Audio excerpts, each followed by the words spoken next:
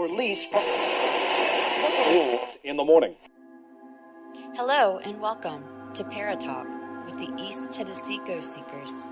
Paratalk podcast contains explicit language, scary content, and adult humor. Parental discretion is advised.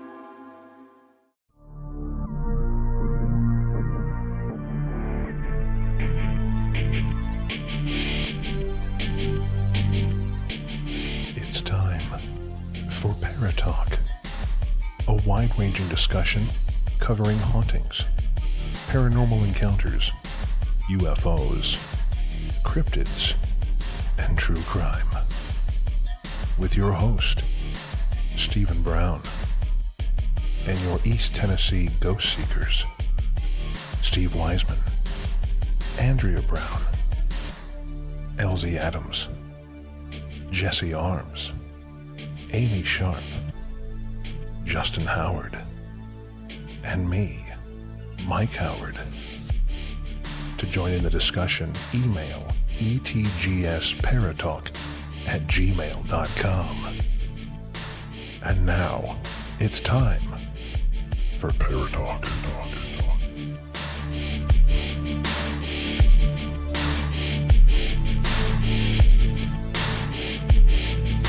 All right, guys. It's Friday, November 27th. It is a Black Friday, if you will. Oh, yes. So black. So black. Such a black fucking Friday. God. It was very sunny, though. It was very sunny. Quite very warm. sunny. Quite warm for November 27th. We went shopping today. Oh, good Lord. Yeah, we did. Yeah, we went shopping today. Masks everywhere. You know, I was even wearing masks on my ears just so no one would talk in my ear and I'd catch that shit. He was avoiding it all. Yes. But, I'm tired. And we started late, too. Yeah, we started late. We didn't start till 8 o'clock this morning. Good Lord. Yeah. And there were people everywhere after about 11 because everyone got a late start today. Yes. Oh, yeah. It was crazy. We were like, where is everyone? Is this the wrong Friday? What day is today? Oh my gosh. I slept through it. We slept through Friday. This is Saturday. What the fuck? What? Yeah. But yeah, it was crazy dead. And then all of a sudden it's like, bam, everybody there. Yeah. Ta-da! Yeah. Everybody's shopping now. And the only place we really had trouble with was Best Buy. Best Buy, yeah. They were very good at keeping that social distance. And they totally were. Like they had the line outside the building with little circles that you had to stand on. Well, not everybody was following that. No, We were. And, mask, if anybody got close to me, I was, back up 6 feet, fucker. Back up, bitch. Yeah. But you get up there and there's a guy sitting there under a little tent from, Academy Sports. Yeah. And he's like, so what you shopping for? I just looked at him. I went, Christmas? He goes, you're a little early. And he's like, no, is there a certain item you're looking for? And I was like, yeah, I want to look at drones. I want to look at video games. I want to look at, Andrea's like, a Nest Hub. And I was like, okay, yeah, a Nest Hub. Something like that. Something I don't like know. that. And so he's like, so you're just browsing and looking at everything. I was like, yeah, Christmas shopping. But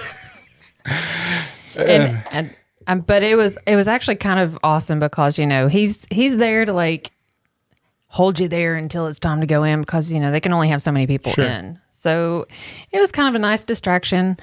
And then he goes, is that your podcast? Because he's wearing the Paratalk shirt. He goes, is that your podcast? And he goes, yeah. He goes, do you have like a card or something? I want to listen to. I'm like, he's like, I have a story. I have some stories. Yeah. So I'm like fumbling through my wallet. I'm like, I know I have one. I know I have one somewhere. I couldn't find it. And then I found it once I got in the store and I ran it out. He's like, you're so awesome. I'm like, thanks. Appreciate that. I saved the day. See, and you missed the golden moment that you could have had today when he said, is that your podcast? That's when you should have taken a step back, planted your hands firmly on your hips, and said, "Yes, I'm Steven." Steven of Paratalk. Yes. Welcome to my semicircle table. Yeah. Speaking of which, let's do that.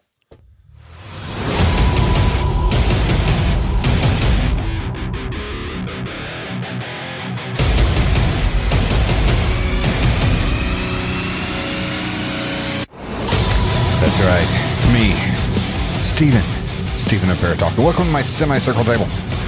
And joining me this week, to my left, my sweet, semi-spoiled wife, Miss Andrea Brown. Welcome. Hello. How are ya? Lovely. Good. And straight across from me, out of that bunker, Yes. Yes. for the first time in a long time, Yes. in studio with us, the Deacon of Heck. Yes. I thought it was the Mr. Archduke. No, it was the Deacon I'm of the Heck. deacon of Deacon of Heck. Okay. Yes, the Deacon of Heck, Yes. Mr. Mike Howard. Hey, how you doing? Hey, how's it going, buddy? Good. Welcome. Glad you're here with us. I'm glad to be here. I'm glad that I forced you all and made you feel guilty and made us have a podcast tonight. I'm not. I'm not either. It's going to be great. It's going to be great. Guys, grab a turkey leg. It's going to be fun.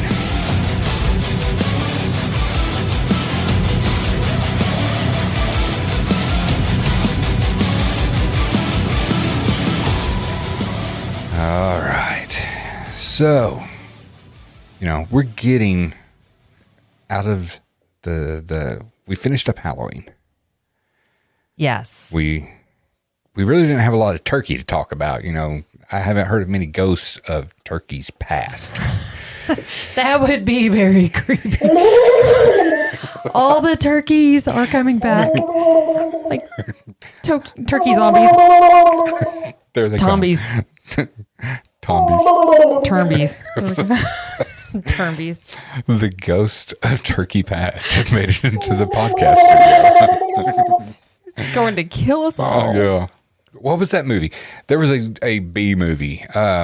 Oh my. You would know. Yes, I would. But I cannot remember. It was about Oh my gosh. killer turkey. I actually think I know what you're talking about. I don't know the name of it though, but it's like one of those. Oh, it cost like $9 to make it. Yeah. Oh my God. I can't. Anybody that has seen an absolutely wretched Was it like- turkey, creepy, like monster movie? I think it was like Turkeys from outer space no, or like something. like Happy Thanksgiving or something. Oh, I like think that. that's it. I think it was like Happy Thanksgiving or something. I can't remember. Yes. Oh, Thanksgiving. Rodent actually said Thanksgiving. Yeah, Wow. yeah. That is Yeah. totally up your alley. Rodent is my boy. Rodent is my boy. Thanksgiving, 2009. Yes. The Oh my budget, gosh. It was made in Granville, Ohio on a whopping $3,500 budget. I was close. That's I was pretty close. Really? It went from part 1 to part 3. There was no part 2. Oh my gosh. Thanksgiving. Thanksgiving. Yeah, the turkey ate part 2. Part 2, leftovers. Part 3, when it all comes up. Just this is how it's described briefly. At the first Thanksgiving in 1621, a topless pilgrim is slain with a tomahawk wielded by an evil demonic turkey. Oh my gosh. Oh, of course that would be. An yes. evil demonic turkey. Of course, Yes, 'cause there full-on are there demonic any other turkeys. type? I don't think so. They're all demonic. No, but I mean, Oh, and when he does it, the turkey quips. Ready for this? yeah. Nice tits, bitch. That's awesome. We're gonna have to find that and watch Thus that tonight. begins Thanksgiving. Oh my gosh. I don't even know if I could like sit through that. I could. I know you could. At least the first 5 minutes. The poster said lovely poster. Oh yeah, yeah. Oh, that's I remember On the that. poster it says gobble gobble motherfuckers.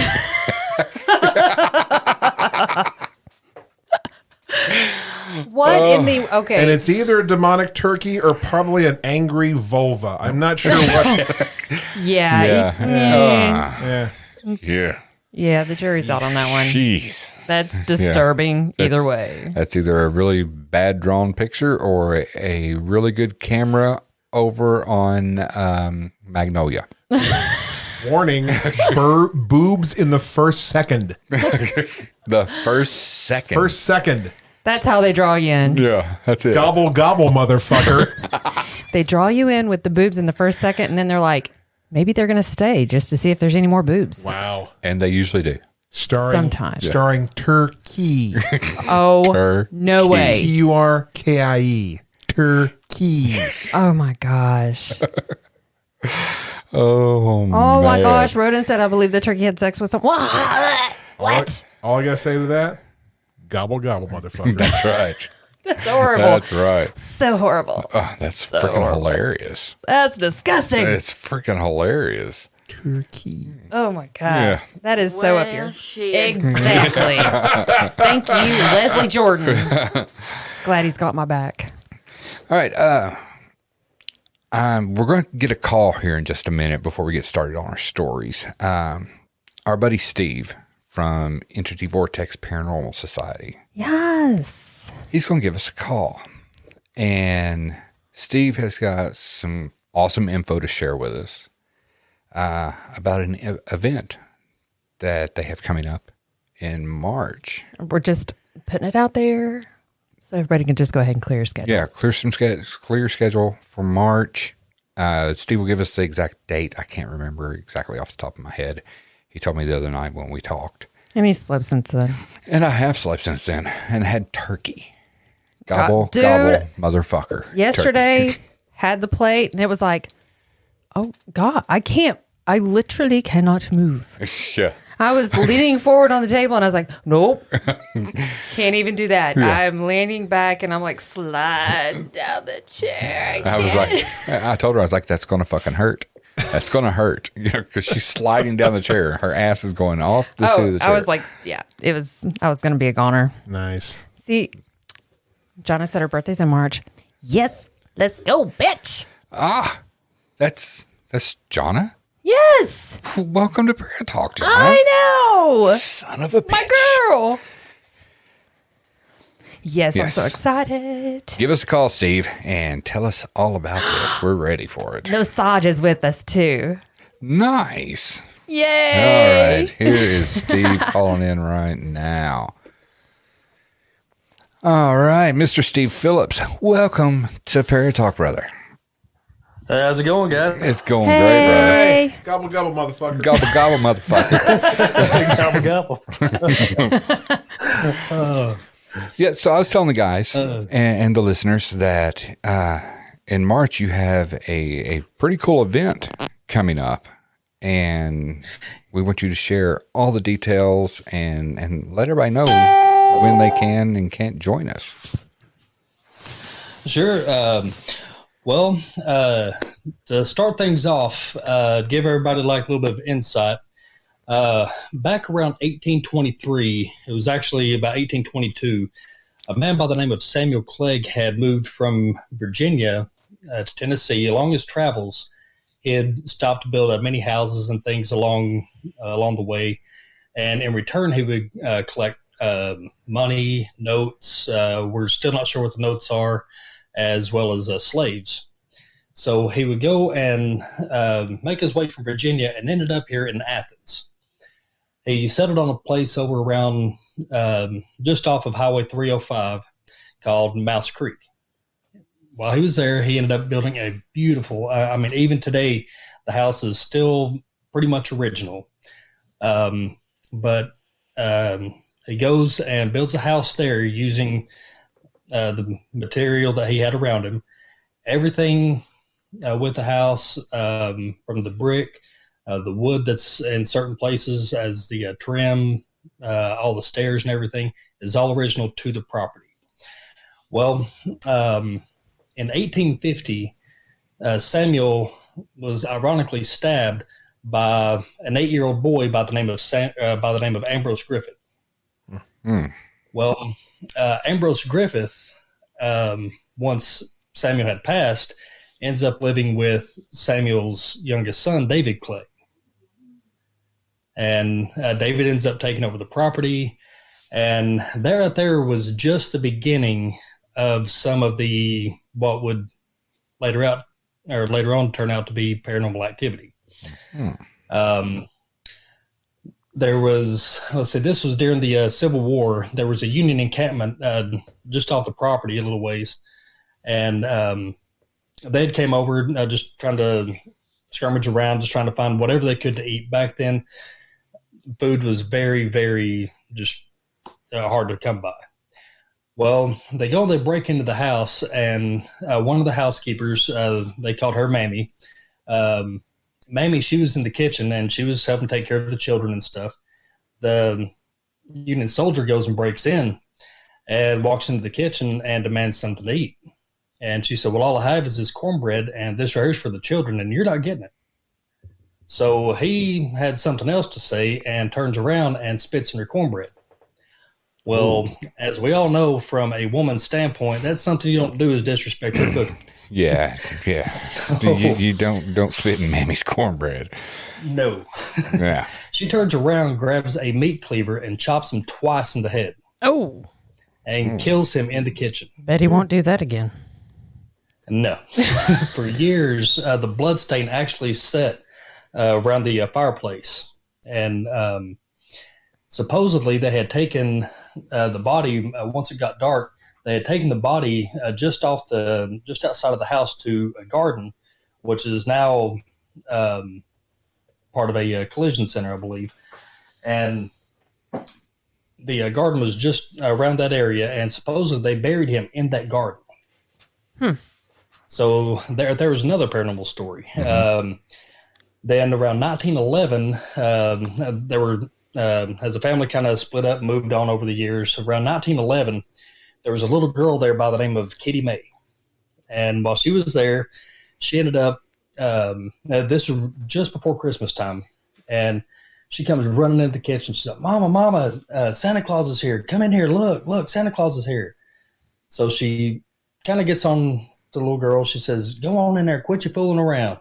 And well, the girl was so persistent that the mom, she was like, well, I've got to go in there and check this out. So she walks in there and looks, and the rocking chair next to the fireplace is moving. And the little girl was so persistent about it. And they looked all around the property. There had been a lot of snow that fell, and there were no tracks around the property or anything. And so through a little bit of further investigation, if you look up a picture of David Clegg, Samuel Clegg's youngest son, he looks identical to Santa Claus. Heavy set, big white bushy beard. And so then over the years, I'd say probably around the 70s, 80s, around to there was a lot of occult activity that took place inside the house. It was abandoned, had sat dormant for many, many years. And some of the people that I worked with, their family was actually caretakers of that property back during the 80s. Wow. My friend's dad he was the caretaker of the property, and he actually got called out there due to a ritual that was taking place in the main parlor area. So the cops call him out, and they're like, hey, we can hear the chants from outside. We're not going in there. We have no idea what's going on. Here's our gun. You take off and go in there and handle it. Wait, what? So, yeah. So, cops wouldn't have anything to do with it. So, our friend's dad, he goes busting inside the house and runs all of them out, and they end up finding a dog hanging in front of the fireplace that they had used to sacrifice. Oh, damn it. There are also all types of writings all over the walls and stuff in there from where they had tried to perform rituals and things. Then some of them we've tried to cover up here and there. But in one of our rooms, we actually still have a pentagram on the floor. It's actually been written over, says something along the lines of, may God bless this house, or something along those lines that's written on the floor, just over the pentagram. wow. Right. So, quick question. When you painted over the shit on the walls, did that piss anything off and increase activity in the house? Well, a couple of good friends of mine, Brian and Heather Garrison and Ray Denise Buckner, they go in and they buy the house, or well, they take over the house, and they decided to do a haunted house with it. They purchased the house. This was November of 2018, I believe. And they go in, they had to go and replace some of the flooring and stuff from where some of it had rotted out, and just try to basically get the place back into order to where we could actually go in and do something with it. So around, I know that they had all kinds of experiences in there. Ray, he had actually, he was, I believe, measuring for some concrete around one of the fireplaces and had heard a scream come from one of the fireplaces. Then I joined them, it was about March the following year, and got in there. I know while we were in there, we were running some lines for animatronics and a few other things. And our friend Brian, he was sitting in what was a small crawl space. There's a full-blown basement on one side of the house, and the rest of it's just crawl space. So he's sitting there. I'm talking to my wife on the phone, and all of a sudden we just see a rock. It flew from his left to his right and smashed up against the side of the wall and hit a piece of glass that was on the ground. And I looked at him, and we both kind of puzzled. And I said, "What was that?" And he said, "That was a rock, man." And just, he bug-eyed. He jumped up out of that hole and said, "Here, you can have that, Mr. Ghost Hunter." So, it's all you. Well, okay. Yeah. Also, we had their wives. It was Heather Garrison and Denise Buckner. They were painting in one of the rooms. This was actually kind of like a backdoor area, and they could hear whispers, somebody saying, "Hey." And then shortly after that, I believe they had heard a big thud from upstairs. And come to find out, there was a bar stool that had been thrown from one room into the other. Wow. And they were if I'm not mistaken, they were the only two inside the house whenever that had happened. And their husbands were outside. Huh. We've done investigations in there. They called me up one day, said, "Man, so we've got all kinds of stuff that's going on out here. If you can, just bring your equipment, come out here, let's see what we find. Let's mess around one night." I said, "Yeah, sure." So load everything up. We get out there. We had a little work day, and then later that night we go through, and we'd had some of the kids and stuff with us. We're just basically trying to scare them a little bit. And I'd walked up the back stairs, which would have originally led to the children's bedrooms back then. So I get to the top of the steps. It just feels like I'm sure you felt like the static off a balloon, like on your hair. Oh, yeah. It kind of felt like that just all around me. And I was like, I've kind of felt this right here before. I got a feeling something's going to happen. So I look back off in the room where the pentagram is drawn out on the floor, and I see a little flash of light. And hollered at the guys. I said, "Hey," I said, "I'm not sure if this is a bug back here or what." I said, "I'll go back here and check it out." So Brian and Ray, they walked back with me. I had all known them just a couple months at this point. And we found out it was a lightning bug. We had a little access door that was open on one of the windows. So we throw it out, close and lock it up. And I didn't know that they had walked out in front of me. And I thought my friend Brian was standing right beside me. And I just felt this tap on my shoulder. Well, I didn't know I was standing right in the doorway, and I leaned over and I said, "Hey, man," I said, "Was that you tap me on the shoulder?" And he leans over from about 20 feet across the room and says, "No, man, I'm over here." And just sit chills all over me. That was my first big paranormal experience there. That's pretty cool, man. Then it was about a week later, we decided to do another little investigation without the kids. And we were down in the main parlor area where the dog had been seen hanging, and a lot of rituals had happened. And we were using the obelisk, and the obelisk comes through and says, "House confused maids." And here it is. We've kind of put up some false walls here and there and made the whole house an entire maze now. Ooh, wow! So they're definitely intelligent there. Oh, so. yeah. They. We've actually caught a child's voice there. Said he was 10 years old. It was a little boy. And come to find out, David Clegg, his son, his name was John B. Clegg. He passed away just shortly before he was 10 years old. And he was born on September 27th. ironically, that's when we opened up in 2019. Really? Yeah.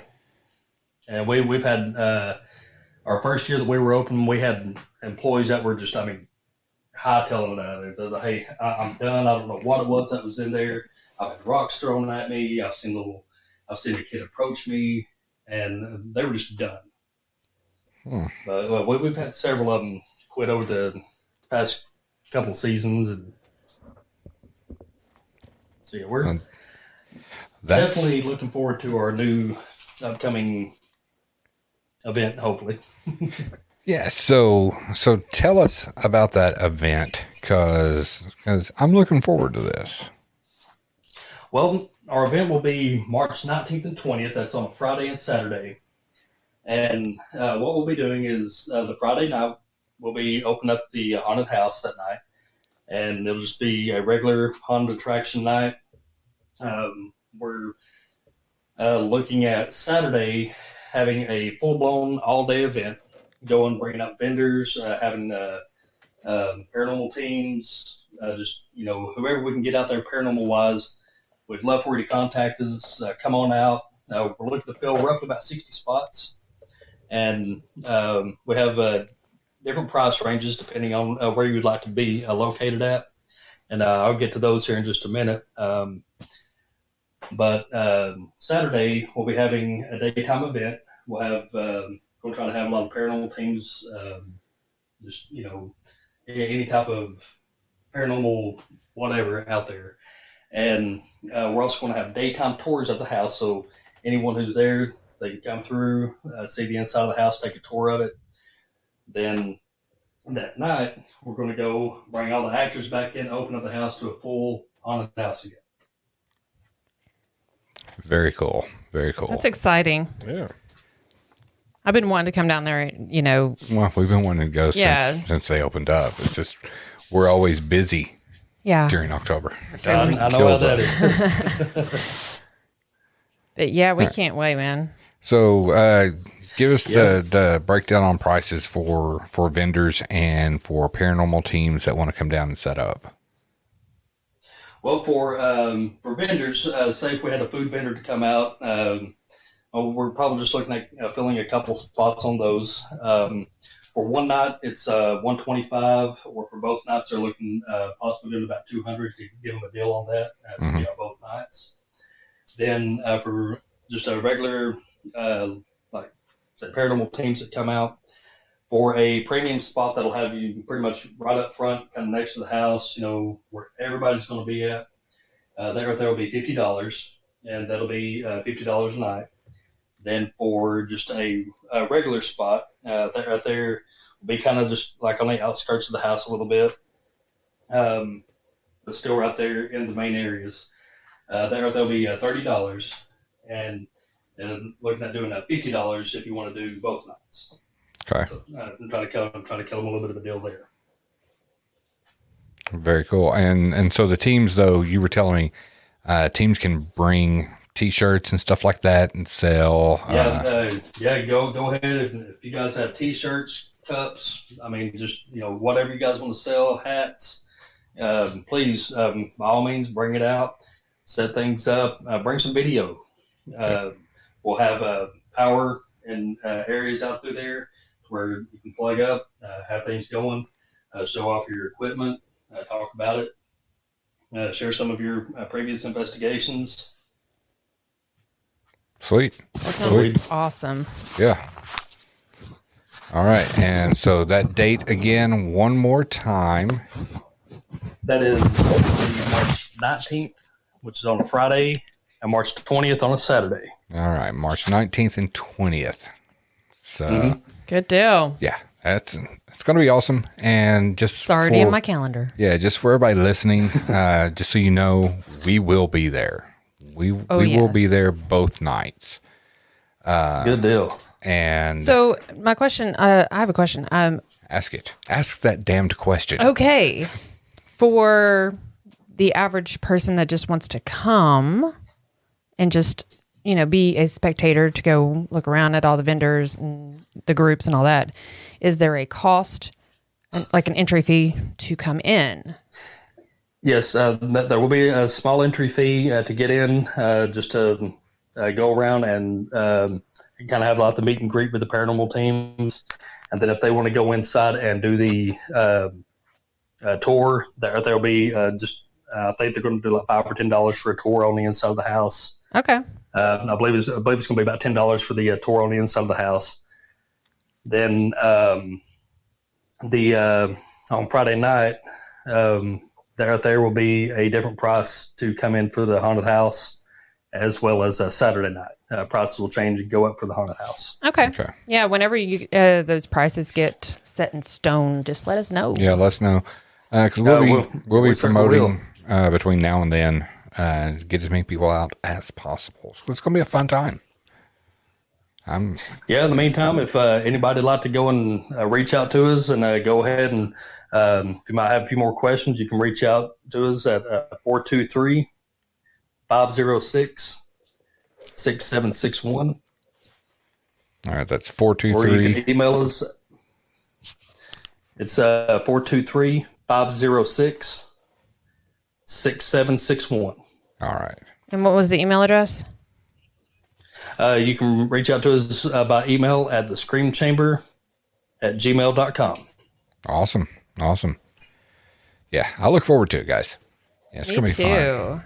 So, we're looking forward to having you guys down. We're hoping for a great turnout and hopefully make this right here an annual thing. That'd be awesome, man. Awesome. Yeah, and like I said, we'll be promoting it from now until it happens. So we appreciate it very much, guys. Andrea's already got the Post-it note on her mic stand, so we can keep it going from now until March. Yes. Yeah, we're hoping to have a few things to be able to send you guys. That way you might be able to post tonight. Mm-hmm. But with Thanksgiving, kind of... Totally understand. Yeah. Well, as soon as you get it, just send it on and we'll get it out. Yeah. We definitely will. All right, brother. Well, we got a lot of shit to cover in the next hour and a half. So I want you to call back here in a couple of weeks because there was also another email that you had sent me that I want you to go over. We'll devote the entire show to you just be on for the whole 2 hours and we'll talk the whole time. That sounds great. I've got about 4 great stories to be able to share with you. And I could definitely eat up those 2 hours with them. Awesome. All right, man. I will hit you up this weekend or this week, and we'll get a date set down, and we'll have you back, and we can discuss all of those goodies. Sounds good, brother. All right, man. Thanks, Steve. Appreciate you calling in, brother. Thank you guys. Thank you guys. Have a good weekend. All right, you too. See ya. All right, yeah, that was Steve Phillips from Entity Vortex Paranormal Society. Good guy, super good guy. And this event, we'll hit it again later, right before we go off the air tonight, to give you info on it. But it's going to be fun. So, now, Andrea. Yes. What are you texting? I am messaging my friend. One of you turds is about to get smacked in the mouth if you don't keep it down. I am working on a potential lead of an investigation. So. Oh, really? Yes, I work while I'm working. Come on. All right. Is it windy in here? No, that's the air going through your head. See, John, I said, mind your own business, mister. So she's just like you in 2 places at once. Yes. Yeah. Always. Right. Yeah. All right. So we finished up October with tons of scary stories related to Halloween.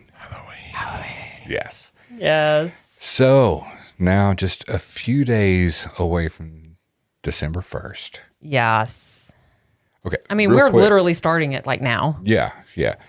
Just a few days away. And Mike, did you happen to see any weather forecasts for next week? I did. Did you see that shit they were talking about? Monday, Tuesday. Yes. Snow. Yeah, there's a possibility of the S word falling down here in East. Pretty pretty significant. Yeah, a very Snowfall. good chance. Our Yeah. low that day is supposed to be 18. Yeah. And the high is not getting out of the 30s. I may have to wear longer shorts. You mean capris? Maybe. I'm gonna get him some Clam diggers. I'm gonna get him some mamprees. Mamprees. Yes, I need some mamprees.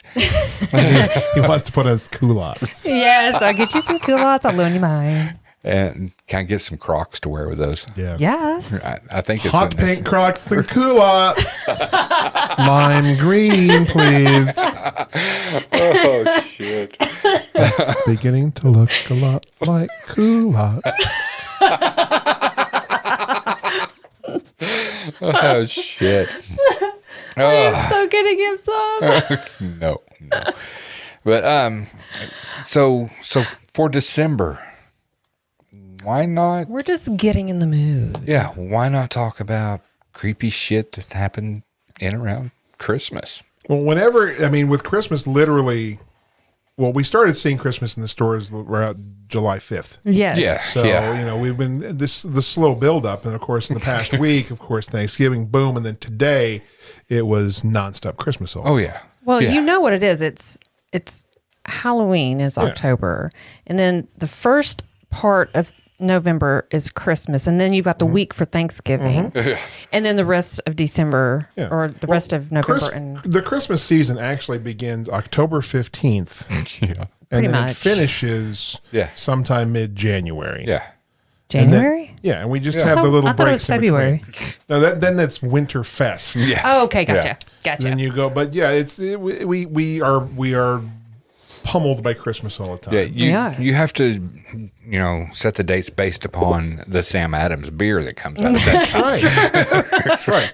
You have Christmas. Oh, the Christmas, the holiday one is out. You We're have good. Christmas 1.0, which is that 15 days before Halloween. And then the days between Halloween and Thanksgiving is Christmas 2.0. Right. And then Christmas, the Black Friday to the 1st of December, that's Christmas 2.1.0. Gotcha. And then on December 1st, it's full out balls to the wall, gobble, gobble, motherfucker Christmas. Right.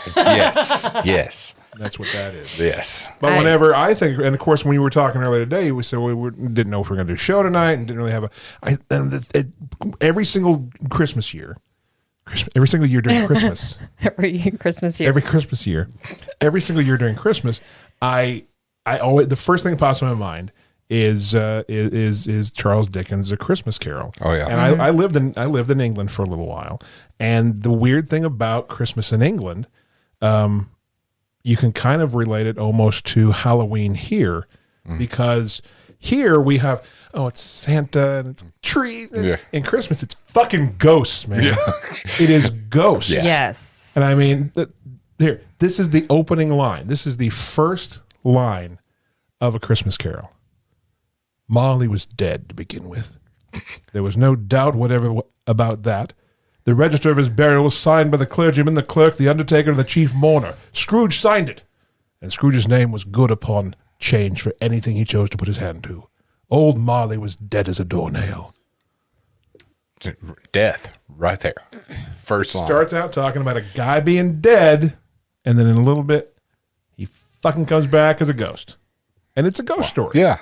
I mean, Well, see, and that's just like the Christmas song. it's in this. Oh, is it in the in the notes? Okay.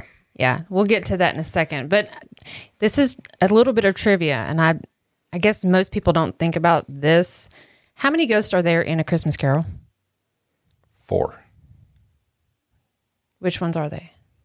You have Marley, Okay. Ghost of Christmas Past, Present, Future. Well, most people don't think of Marley, and that just I get to plan my my company's Christmas virtual party. Christmas party. A virtual Christmas It's a party. virtual Christmas party, and Christmas. I have to come up with creative ways to entertain everybody virtually. So one of my things is trivia, and I came across that. And I was like, 4? What? Marley. Marley. Yeah. Because you think of the 3 ghosts that visit. Yeah. Yeah. So yeah, I thought that was kind of interesting. But that's the thing. I mean, one of the most famous Christmas stories of all time. Is a And ghost it's story. been around. It's a very famous ghost story. Was the Reaper in that too? No. Hockey Man said they. I don't remember the No, Reaper. the Reaper doesn't show up. No, I mean the Ghost of Christmas Future is kinda like the kind of Reaper. kind of like Kind the of Reaper. the Reaper. But even the preface that Charles Dickens wrote in December 1843, I have endeavored in this ghostly little book to raise the ghost of an idea, which shall not put my readers out of humor with themselves, with each other, or with the season, or with me. May it haunt their houses pleasantly, and no one wish to lay it. Their faithful friend and servant, Charles Dickens. Wow. It's a ghost story. Yeah, It is. totally is. But that's the thing. It's a Christmas ghost story. Well, in England, they are synonymous. You have you tell ghost stories around Christmas, Yeah. and they always have. You That's their know, thing. I'm not going to lie. When I was younger, you know, the George C. Scott Christmas Carol, it frightened me. I wouldn't watch it at night. You know, when I was 9, 10 years old. No, fuck that. No, because it was scary. It was literally scary. The ghost of Christmas to Come was a frightening ghost. Yes. It's a very frightening ghost. The Disney one, that was pretty frightening. Wait, what? Which one? The Donald. The one with Jim Carrey? No, Donald. Oh, Donald Duck. Yeah. And McScrooge. Yeah. Yeah, or Scrooge McDuck. Scrooge McDuck. Scrooge Yeah. McDuck. Yeah. Yeah, He's scary. it's scary. He's mean. Frightened you, huh? He did.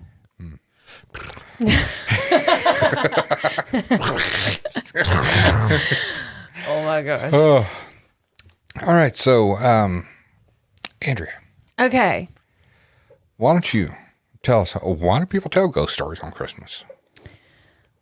Well, Ebenezer Scrooge wasn't the first fictional character to see ghosts around Christmas time. No? No. The tradition of holiday ghost stories goes much, much farther back. Farther, perhaps, than Christmas itself. Dun, dun. When the... Some bitch, I have that on here somewhere. Oh, man, you are so slow. You're ruining this. When the night grows long and the year is growing to a close, it's only natural that people feel an instinct to gather together. At the edge of the year, it also makes sense to think about people and places that are no longer with us. You're kidding. Tell them the truth. Found it. Sorry. Okay. Thus, the Christmas ghost story. Its origins have little to do with the kind of commercial Christmas we've celebrated since the Victorian age. They're about darker, older, more fundamental things. Winter, death, rebirth, and the rapt connection between a teller and his or her audience. But they're packaged in the cozy trappings of the holiday. Christmas is celebrated in Europe, and the U.S. was originally connected to the pagan winter solstice celebration and the festival known as Yule. Yule. That's where your Yule log comes from. Isn't it? Yes, that thing is so good. The darkest day. You're, of course, talking about the chocolate Yule log. Yes. And not the actual piece of wood that you burn. I mean, yes, don't- the chocolate log. The darkest day of the year was seen by many as a time when the dead would have particularly good access to the living. Religious studies professor Justin Daniels told Omina, a University of Pennsylvania blog. And Christmas as a holiday has a cocktail of elements that invite ghosts, writes Colin Fleming for the Paris Review. These are the short days of the year and a weird admixture of pagan habits and grand religiosity obtains. Between all that and the rum punch, well, a few tall tales are bound to come out. This was particularly true in the days before TV, as we've discussed before. By the time Charles Dickens came along with his Carol in 1863, the tradition of Christmas was fading. In fact, for most people, it was still a work day, writes antiquarian bookseller Tavistock Books. The Industrial Revolution meant fewer days off for everyone, and Christmas was considered so unimportant that no one complained. So sad. Very. The decline of the holiday came courtesy of Oliver Cromwell. Cromwell, the Lord and Protector of England in the 17th century and a Puritan, was on a mission to cleanse the nation of its most decadent excesses, writes Clemency Burton Hill for The Guardian. On the top of the list was Christmas and all its festive trappings. Prior to this, he writes, Christmas was celebrated in much the way that a modern Christmas is. Lots of food and drink, decorations and singing. Cromwell famously banned Christmas carols. Scrooge. He's kind of an asshole. Right? Medieval people from Britain and elsewhere also had Christmas ghost stories, writes author and ghost story expert John Kaneko James on his blog. But with A Christmas Carol occurring around the same time as the invention of the commercial Christmas card and 19th century businesses looking to create a new commercial holiday, Christmas saw a resurgence in Britain. And with it came the ghost stories that British Christmas is now known for. Terrifying tellers like E.F. Benson, Algernon Blackwood, and J.H. Rydell laid the groundwork for 20th century tales by the likes of A.M. Barrage and M.R. James.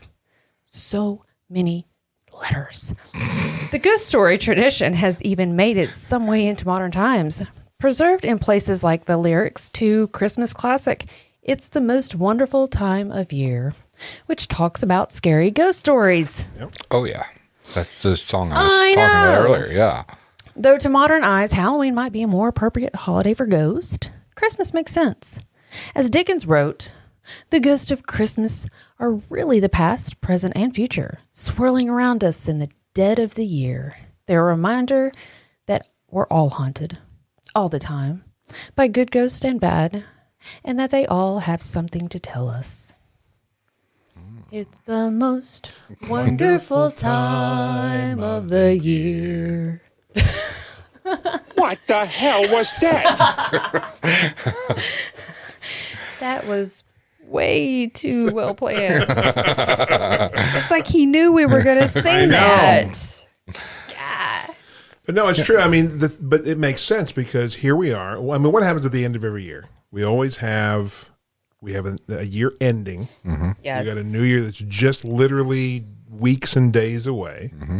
We see a lot of those remembrances of people we lost during this year. Very true. Yep. And then this year especially, we have such a weird year as it is. Yeah. We've had like 5 years packed into one. Yeah. At least that feels like that. Yeah. Or it like does. the entire 20s decade has been crammed into Yeah. 1 year. Yeah. 2020 will go down as probably one of the longest years in history for us. 'cause it It's just been felt about like 10 years. Yeah, it's felt incredibly long. Yeah. So as we get to the end of this, I mean, it's natural to have, ghost stories because and when you look at Christmas Carol, it really is that you remember all the stuff that happened this past year, Yep.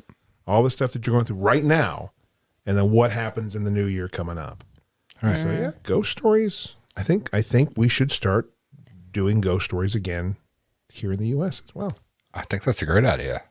I'm okay And with I that. think that will be a new Paratalk tradition. That's right. Every December, we will do Christmas. We will do ghost stories during December.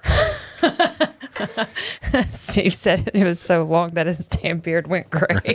I feel you. Okay, mine had a head start. I was 18 when this year started, but- Wait, what? and I'm 39. There's plenty more where that came from. Suck. Yeah. Yeah, I mean, I think that on the ghost story thing, I think that's a good idea. I mean, I think we need to do that. Yeah, because we all love ghost stories. Our listeners love ghost stories. At So, least we hope they do. well, if they don't, they're listening to the wrong fucking podcast. That's true. Yeah. So, We got one thing to say to you folks. Gobble, gobble, motherfucker. gobble, gobble, motherfucker. Yes. That is going to be like on everybody's mind from this point on. Yeah. Gobble, gobble, motherfucker. That's good. We have to have that shirt now. Yeah. Oh my gosh. Air Talk Podcast on the back. Gobble, gobble, motherfucker. Yes. We'll get sued. Oh. We'll get sued by Turkey and the Thanksgiving people. Hey, is it trademarked? Then it don't matter. That's right. Anybody- Gobble, gobble, motherfucker. Yeah, anybody Exactly. could say that. That's right. We just did. That's And right. if it is trademarked, we now owe them a lot of money. That's right. And they're probably not listening to this That's anyway. very Gobble, true. gobble, motherfucker. But no, I think that is. Now you were saying when you were a kid, the Christmas Carol scared you. Yeah, yeah. It used to scare me. The too. George C. Scott version? Yeah. Yes. Yeah. I mean, because, it was just the way it was filmed. The way it was, is early 80s or probably mid 80s, but it was, grainy looking and Very atmospheric. yes. And so you're sitting there watching going, oh shit, this is going to be scary. And then they start talking about ghosts. Yeah. And you're like, oh shit, this is going to be where's Santa at? This is a Christmas movie, Yeah. I mean, it literally scared me when I was a kid. Well, that's the thing. We think of that as a Christmas classic. Yes. But really, besides the fact that it happens at Christmas and you see scenes from Christmas parties, it's a ghost story. It totally is. It is a scary ass ghost story where a guy basically goes through his whole life and sees his death and his future, his bleak future. That would terrify in one me. night. Yeah. And every time he wakes up, the clock's ringing and another ghost is showing up. Yeah. Be like, God, throw the clock away. Be like, no more. But you think about another Christmas classic. Calm down, Phoebe. You think about another Christmas classic that's like that. It's a Wonderful Life. Yeah. Here's a guy who, That is so true. he's thinking about suicide. Yes. So And dark. then, and it's very dark. And then he ends up seeing what his life would be like if he really died and he'd never been there. He just never existed at all. They were like, they were so bleak back then. They've done a lot of thinking. That's all There's they I there's think a maybe lot of that's thought. all they had to do because there was not like as much widespread TV. And I remember, you watched It's a Wonderful Life for the first time. I know. I got her to watch it 2 years ago. I wanted to watch it. Yeah. I just never have. So I did watch it 2 years ago. And Merry Christmas, you old movie house. I loved it. yeah. Merry Christmas, savings and loan. That's going to be in my Mary, come here, we're rotation. going to dance. I love it. Watch out, I might fall in the fucking pool. Gobble, gobble, motherfucker. Wow. Oh, yes, that is. I do it's like recall Jimmy's that. right here with I'm us. telling you. I remember him saying that too. Yeah. That was in the director's version. Yeah, it's the director's cut. That's right before he went back to see Mr. Potter. Gotcha. Potter, gobble, gobble, you motherfucker.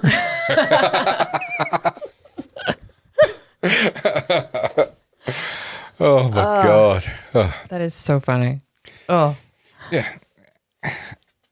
Christmas and ghost stories. I mean, you think about it, you don't really put the two together unless you think about it. now we're making everybody think about it. Yeah. So now you think about it. There's Yeah. ghost. There's ghost stories. Yeah. So, Mike, Yes.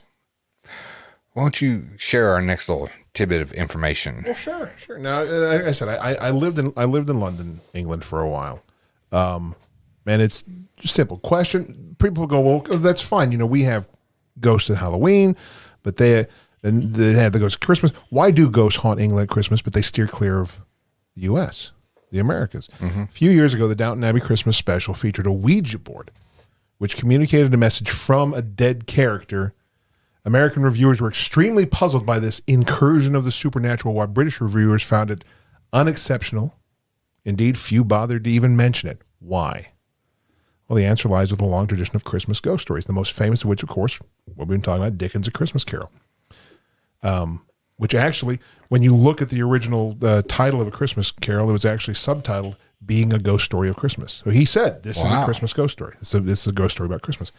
Dickens was a strong supporter of the Christmas ghost story, reminiscing in his 1850 essay, A Christmas Tree, about childhood Christmas spent, quote, telling winter stories. Ghost stories are more shame for us around the Christmas fire. That's what they did. They sit around the fire and tell Christmas ghost stories. Dickens also encouraged other writers to produce Christmas ghost stories for the annual festive editions of his magazines, Household Words, and All the Year Round. But Dickens is clearly feeding off an older tradition. It's one which Henry Irving refers to in his Keeping of Christmas at Bracebridge Hall. It's an American traveler visits the English country squire who has revived old traditions of Christmas as a social gathering for the whole community.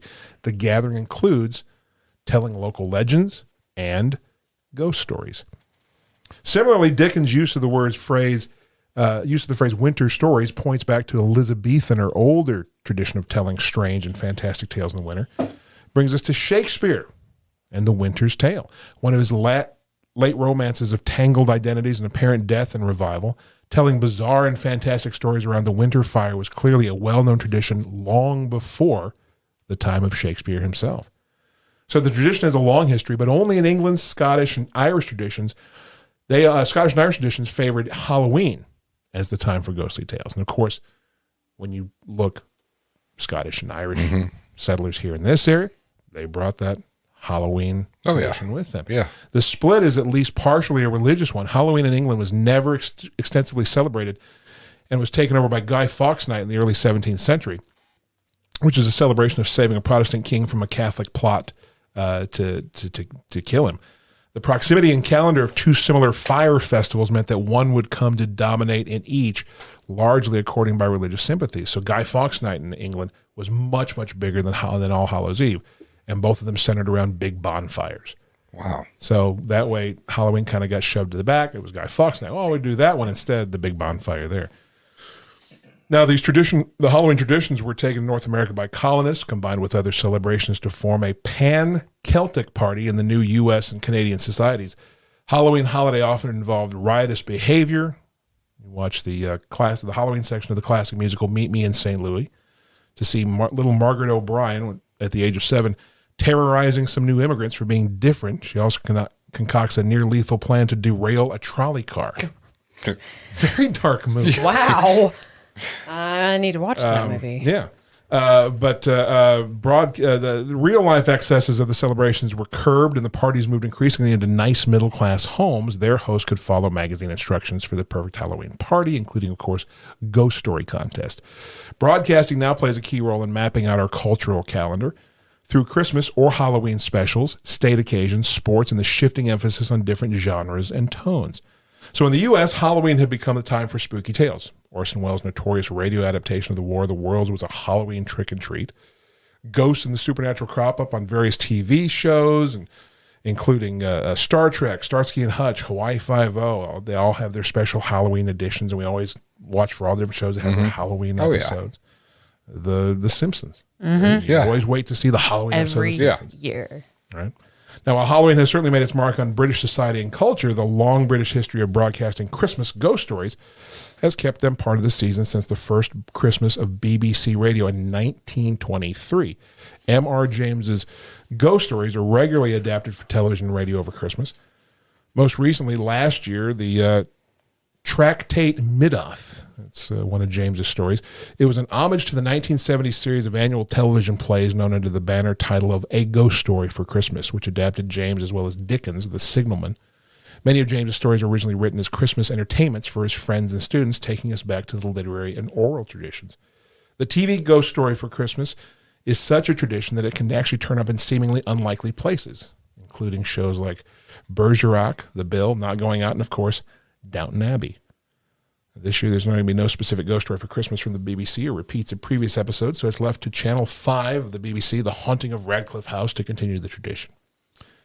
But maybe elsewhere, there'll be more unexplained goings-on to remind us that Christmas is a time of year to reflect, to purge the horrors of the past, and to snuggle up to and be warm and safe under the covers as we look to the future. So, yeah, even to today, we have our Halloween ghost stories. The English have their Christmas ghost stories. That is so cool. That is so cool. After hearing that, I really, I'm going to do that whole like ancestry thing. I really hope that I have Scottish and Irish and Celtic all in this. Just awesome. I want to be one of them. Want to be one of them. You want to be a Viking? Yes. Oh my gosh, yes. Okay, How awesome would that be? But they did the Halloween. I know, but stories. I'm just saying. Well, see, I'm lucky. I have English and I have Scottish. God, you suck. So I got them both. I can do ghost stories both times and be, it's tradition. I'm just saying. I have Italian in me, so I'll tell you a ghost story and then shoot you. And then make a nicer pizza. Hey. That's right. I mean, gobble, gobble, motherfucker. How you doing? Hey. I got hillbilly and redneck in me, so I'll tell you a ghost story and I shoot you too. It's true. Yeah. After I chase you off my cousin uncle. Ain't Mama. Ain't Mama. You hearing what she's saying in here? Ain't Mama. Seriously, John is from the Congo. Get off my cousin, uncle. My cunkle. Kunkle. You'll get herpes. Herpes? Cousin herpes. Herpes. You'll get herpes off my cousin. Oh, that's uncle. horrible. Hey, Mama, why is this swelled up like this? Oh, God. Why? Lancet. Lance a lot. Lance it a lot. Sir Lancelot. That's where he got his name. From his cousin, uncle, aunt, mama. Yes. Yeah. So, hey, how about on that note, we could take a quick break, and we'll come back and we'll find out just why. Just why? Just why. Why? Ghost stories during Christmas is so appealing to us. Okay. Motherfucker. Gobble, gobble, motherfucker. We'll be right back.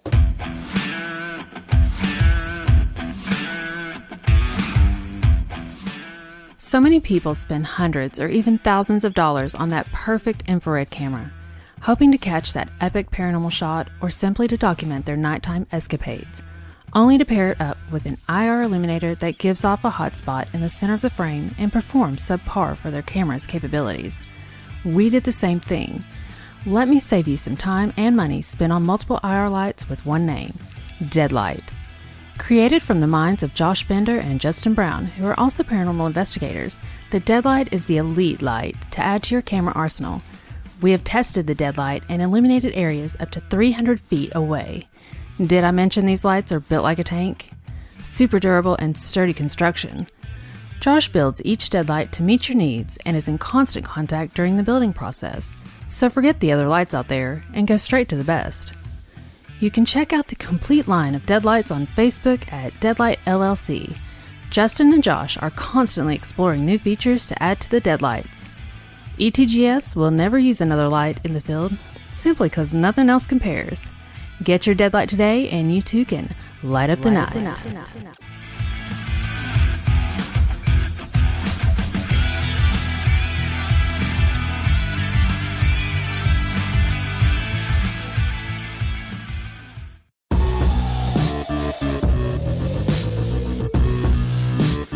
You're listening to Paranormal Talk with East Tennessee Ghost Seekers, the new perspective in Paranormal Talk Radio.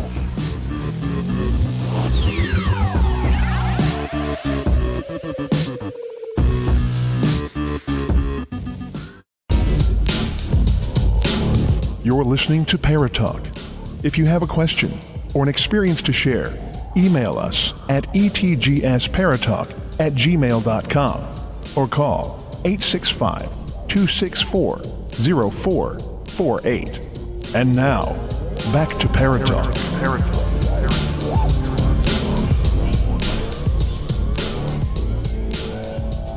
All right, guys, we're back. That was quick, and that was a lot of fun. Yeah. During that break. That was. We actually found out during the break that one of our listeners and a dear friend is what she was sharing with Andrea, all of her descendants. She's actually, how did we put it, Mike? Heinz 57 in a mason jar. Yeah. Yeah. Heinz 57 you can hate in them. a mason jar. You can hate them. But, you said Heinz 57 in a hillbilly glass. Yeah. I thought, it's a mason jar. Yeah. So, but yeah. You can hate them. Oh, it's okay. Hey, that was clever. That was clever. So hey, I'm 1/8 corgi. It's okay. You can tell when you look at my ass. Son of a bitch, I am too then. That's It's very Damn cute. it. It's very, very cute. You see them wiggle when they walk. Yeah. Shaking their nothing. Yeah. Checking the nothing. Yeah. I have very short legs. Very short legs. It's hard for me to jump up on things. Kind of a waddle. He has no knees. I know, no knees. I've got a special little set of steps I can climb up onto my couch with. Kind of hop. Does Carla have to help you up in the bed? Yes. Come Come on. Come on, Mike. Here. Come on, Mikey. Run and You can do start. it. Run and start. Oh, my gosh. Oh, my gosh. All right. So, Andrea, back to topic. Why are ghost stories? Okay. Sorry. Why are ghost stories? I couldn't even finish because you're sitting there why laughing. Why are ghost stories? Yeah, why are ghost why stories? Why are ghost stories? Why? Why are ghost stories? Why are the ghost stories? Yeah. Okay, why Christmas ghost stories have such an enduring appeal? That's what you're asking? why are ghost stories? It was the Cliff Notes version. Okay. I hit the hot spots. Why ghost stories? Okay, I got this. Why are ghost stories? Why are ghost stories? Got you. Okay. Hey. Why are ghost stories? Gobble, gobble, motherfucker. Gobble, gobble, motherfuckers. Oh, my gosh. Okay, so... And no shit, that shirt's coming out. I'm telling you right now. It'll be on Teespring's in no time. Teespring. My bad. Good job. Our fascination with ghostly tales around Christmas time goes back thousands of years and is rooted in ancient celebrations of the winter solstice. Is that a good beer? It actually was. In the depths of winter solstice. Oh my gosh, do they have that one? Probably. Somebody's got it, I guarantee. Somebody true. is, yeah. In the depths of winter, pagan traditions included a belief in a ghostly procession across the sky known as the Wild Hunt. Recounting tales of heroism and monstrous and supernatural beings became a midwinter tradition. Dark tales were deployed to entertain on dark nights. Ghosts have been associated with winter cold since those ancient times, according to art historian Susan Owens, author of The Ghost, A Cultural History. The Ode of Beowulf is one of the oldest surviving ghost stories, probably composed in the 8th century. This is the tale of a Scandinavian prince who fights the monster Grendel. Grendel. Whatever. Evil and terrifying. Grendel has many ghostly qualities. You're going to have to watch the movie. Yeah. What Beowulf. movie? Beowulf. Oh, yeah, never seen it. Has many ghostly qualities and is described as a Grimmageist or spirit and a death shadow or shifting fog gliding across the land. In 1611, Shakespeare wrote The Winter's Tale, which includes the line, "A sad tale's best for winter. I have one of sprites and goblins." That's how my tale is. Yes. Of sprites and goblins. Full of sprites and goblins. There's a cream you can get for that. I have it on order. It's called a Grimmageist. Yeah. All right. Apply it liberally. Yes. Yeah. 2 centuries later, the teenage Mary Shelley set her influential horror story Frankenstein in a snowy wasteland, although she wrote it during a wet summer in Switzerland. It wasn't really wet, just a little moist. The Victorians I invented saw that movie once. I did too. Moist Summer in Switzerland? Yes. It was an Emmanuel movie. Yes. Yeah.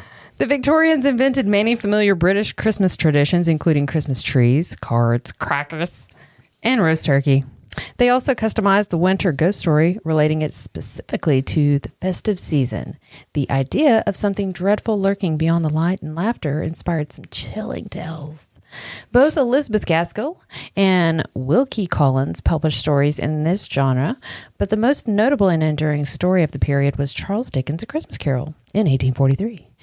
In this vivid and atmospheric fable, gloomy miser Ebenezer Scrooge is confronted first by the spirit of his dead business partner, Jacob Marley, and thereafter by a succession of Christmas ghosts. Their revelations about his own past and future and the lives of those close to him lead to a festive redemption which has spawned a host of imitations and adaptations. Dickens wrote the story to entertain, drawing on the tradition of the ghostly midwinter tale, but his aim was also to highlight the plight of the poor at Christmas. His genius for manipulating sentiment was never used to better effect, but perhaps the most enjoyable elements of the story are the atmospheric descriptions of the hauntings themselves. The door knocker, which transforms into Marley's face and the sinister, hooded figure of the ghost of Christmas yet to come. The traditions was further developed in the stories of M.R. James, a medieval scholar who published ghost stories of an antiquary in 1904. His chilling Gothic yarns focused on scholars or clergymen who discovered ancient texts or objects with terrifying supernatural consequences. Dun, dun, dun. Not on that page anymore. Keep going. You know what? No, I mean, keep going. This is still part of that same story. Seriously? Yeah, seriously. Seriously. Seriously. Yes. Seriously. Chilling tales. Typically, James used the framing device of a group of friends telling stories around a roaring fire. In the introduction to Ghost Stories, he said, I wrote these stories at long intervals, and most of them were read to patient friends, usually at the seasons of Christmas. Seminal stories in his, God, Over include number 13. Wait, what was that again? Over. Seminal stories in this. In this bleh. Yes. Okay. That's exactly how it's pronounced. Seminal stories in this bleh include number 13. Take another drink and try it. It's gone. Whistle, and I'll come to you, and a school story. Like Dickens, James has been widely imitated and adapted, holy crap, with Stephen King citing him as an influence. King's The Shining certainly fits into this genre of icebound chiller. Christmas as ghost stories morph into new forms as time passes, like ectoplasm. Spin-offs of A Christmas Carol include Frank Capra's 1946 classic It's a Wonderful Life, in which the story is transposed to small-town America, and the 2019 film Last Christmas, the tale of a dysfunctional young woman permanently dressed as a Christmas elf, ripe for Yuletide redemption. This contemporary version conveys messages about integration and the value of diversity. A new high-octane version of A Christmas Carol will be shown on TV this Christmas, written by Peaky Blinders creator Stephen Knight and M.R. James's Martin's Close. The story of a 17th century murder and its supernatural outcome has also been adapted for the small screen. So it seems the atavistic desire to lose oneself in tales of the supernatural is still with us. Christmas ghost stories enhance our enjoyment of the mince pies and mulled wine, and the frisson of a paranormal tale offsets the feel-good festive spirits that might otherwise be cloying. Some things never change. We still have a fear of the unknown, a yearning for what is lost, and a desire to be secure. In an uncertain, fast-paced world, mediated through smartphones and social media, the seasonal ghost story is here to stay. The jolt of fear and dread such stories convey make the Christmas lights glitter even more brightly. Yeah. Okay. Just real quick. I two things from that last part there, that last piece, the Chilling Tales section. Number one, the movie that came out last year. Last Christmas. You mean it came out last Christmas? It came out last Christmas. Yeah, I know. Yeah, I remember because you love that song so much. Christmas. Oh, please, no. I swear if I hear somebody sing that, I'm going to punch them in the mouth. Including the deceased, George Michael. And the very next day, I might have to fart. Or something like that. Something like that. Okay, but it says that the tale of a dysfunctional young woman permanently dressed as a Christmas elf. Yeah.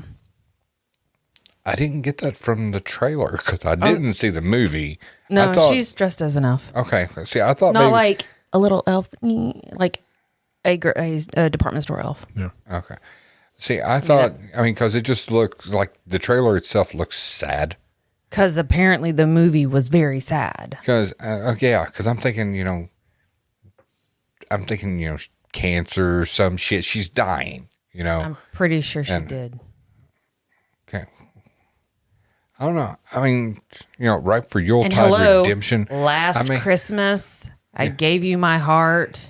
The very next day, You gave it away. God, that song is not a Christmas song. I hate that song. Right. But, And it never fails. That song comes on about 4 billion times within the season. Yeah, and see, everybody's remade it. The funny thing is, like on Sirius XM, you have 3 Christmas channels on Sirius. I have them programmed. And Last Christmas will come on one, so she'll change the station. A song later, Last Christmas will come on. She'll change the station. Oh, yeah. And what 2 or was 3 songs later, Last Christmas comes on. And it's different people singing it. It is. There's the remakes. And today, the radio was down, but you could kind of still hear it. Yeah. But and we were stopped and we were doing something, and I wasn't even paying attention to the music. Then we get in Coles. We get in Coles, and I'm walking through, and I've got this, and I said, "What in the crap am I doing humming Last Christmas?" Oh my gosh. I'm just going to have to cave and like it. I don't want to. No, don't. No, don't. Everyone's got that one Christmas song that everybody else seems to be, I love it. And you hear it and you go, oh my God. Not this again. Shoot me in the face. Yeah. I'm now. like, no. Yeah. Beat me with a large candy cane. Just do something. Make it stop. Me, it's a wonderful Christmas time. I love Paul McCartney. I love the Beatles. I love everything they've ever done. Love everything that Sir Paul has done. But the song with wings. The wonderful Christmas time. Yeah. Worst thing ever in the world. If it comes on, I will literally pull the ears off the side of my head so I don't have to hear it. It is horrid. Yeah. I'm simply having wonderful Christmas time. Yeah. I'm like, Sir Paul, shut up. Knock it. Shut up. Stop it. Seriously. No. Whap. It's terrible. I will wham you, wham. Terrible. God. Horrible. All right. My second thing that I took out of that. Stop it. Stop it. I will beat you with this Rode mic. And this is for real. Please. It's a heavy duty mic. Some bitch weighs 2 pounds. Not that one. Oh no, I'm talking these. Well, Yeah, I'm these not going weigh to 2 disassemble pounds. this. I'll just throw them. I'll hit you with the wand. I'll get you with a wand. What's a mince pie? Mince pie? It's meat. Is it? No, it's nuts. It's ground nuts.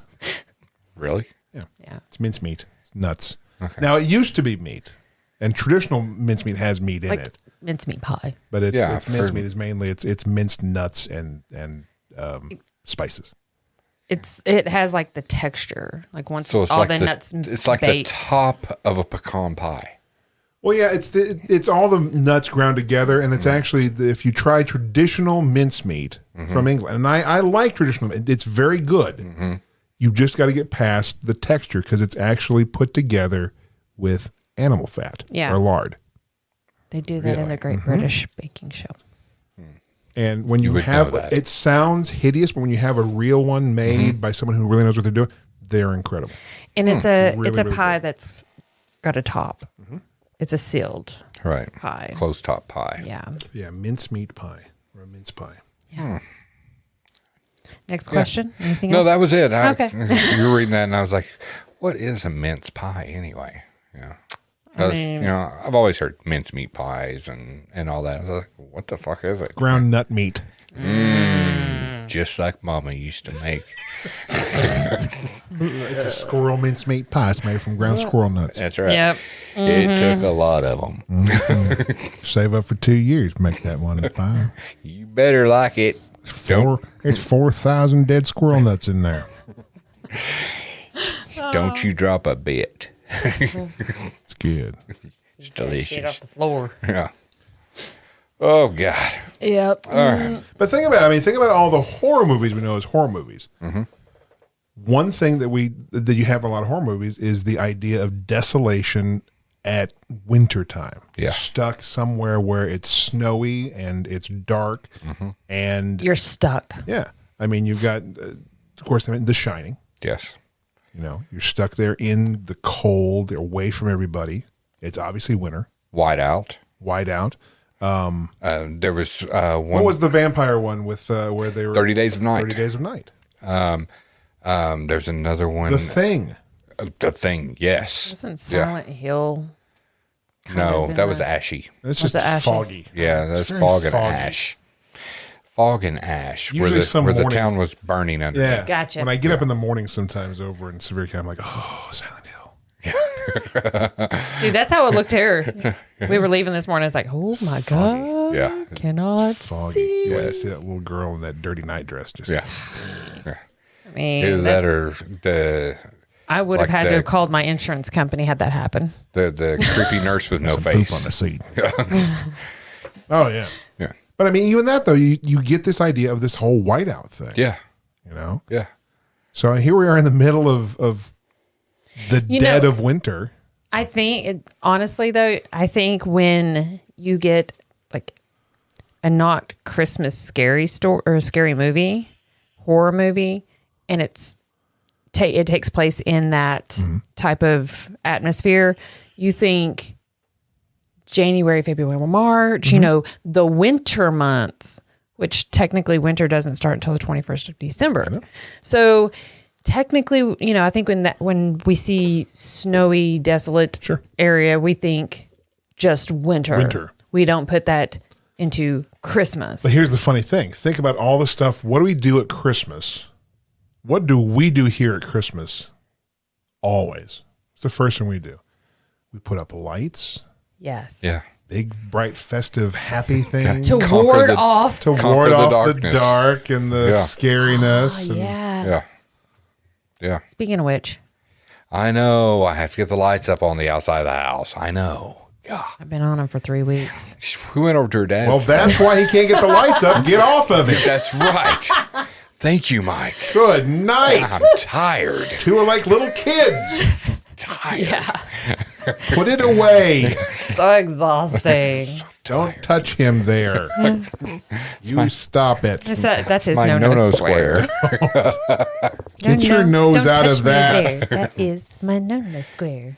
But I thought of, you know, you also have the movies that are Christmas based, that are horror movies. You know, Silent Night, Deadly Night. That's the one with the miner, right? Yes. Yeah. Yeah. No.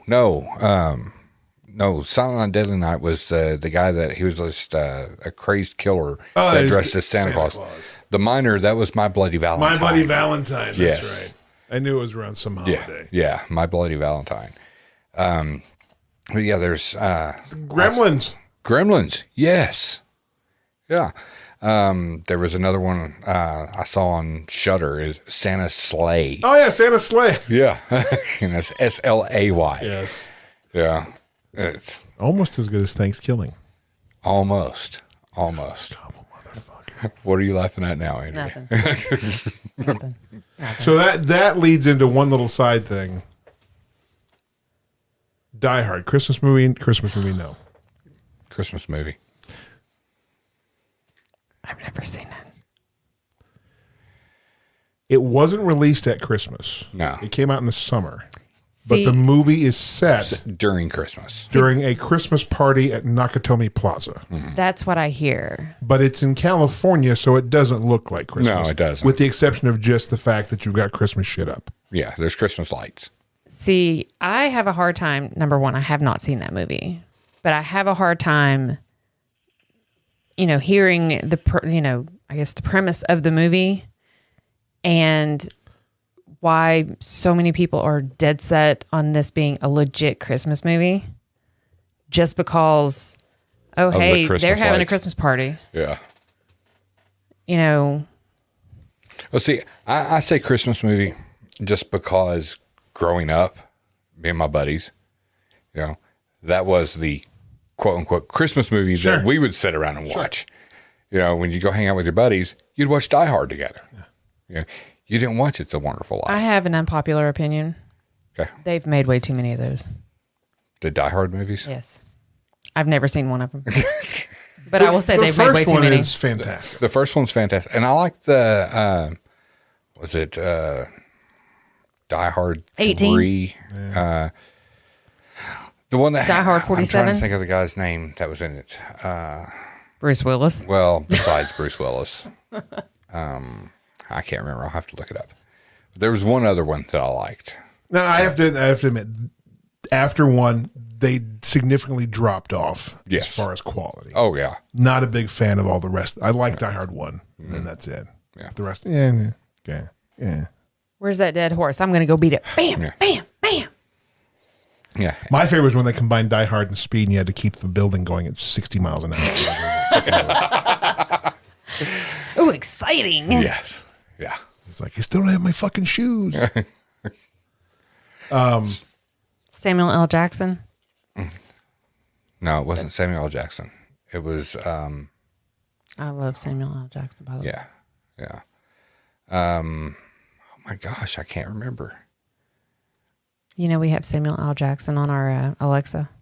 Really? Yeah. We ask him questions. Yeah, He yeah. responds. It's great. Yeah.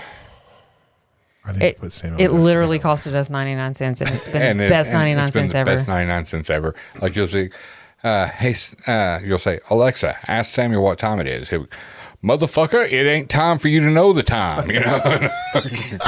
or like, hey Alexa, ask Samuel L. Jackson what the weather's like.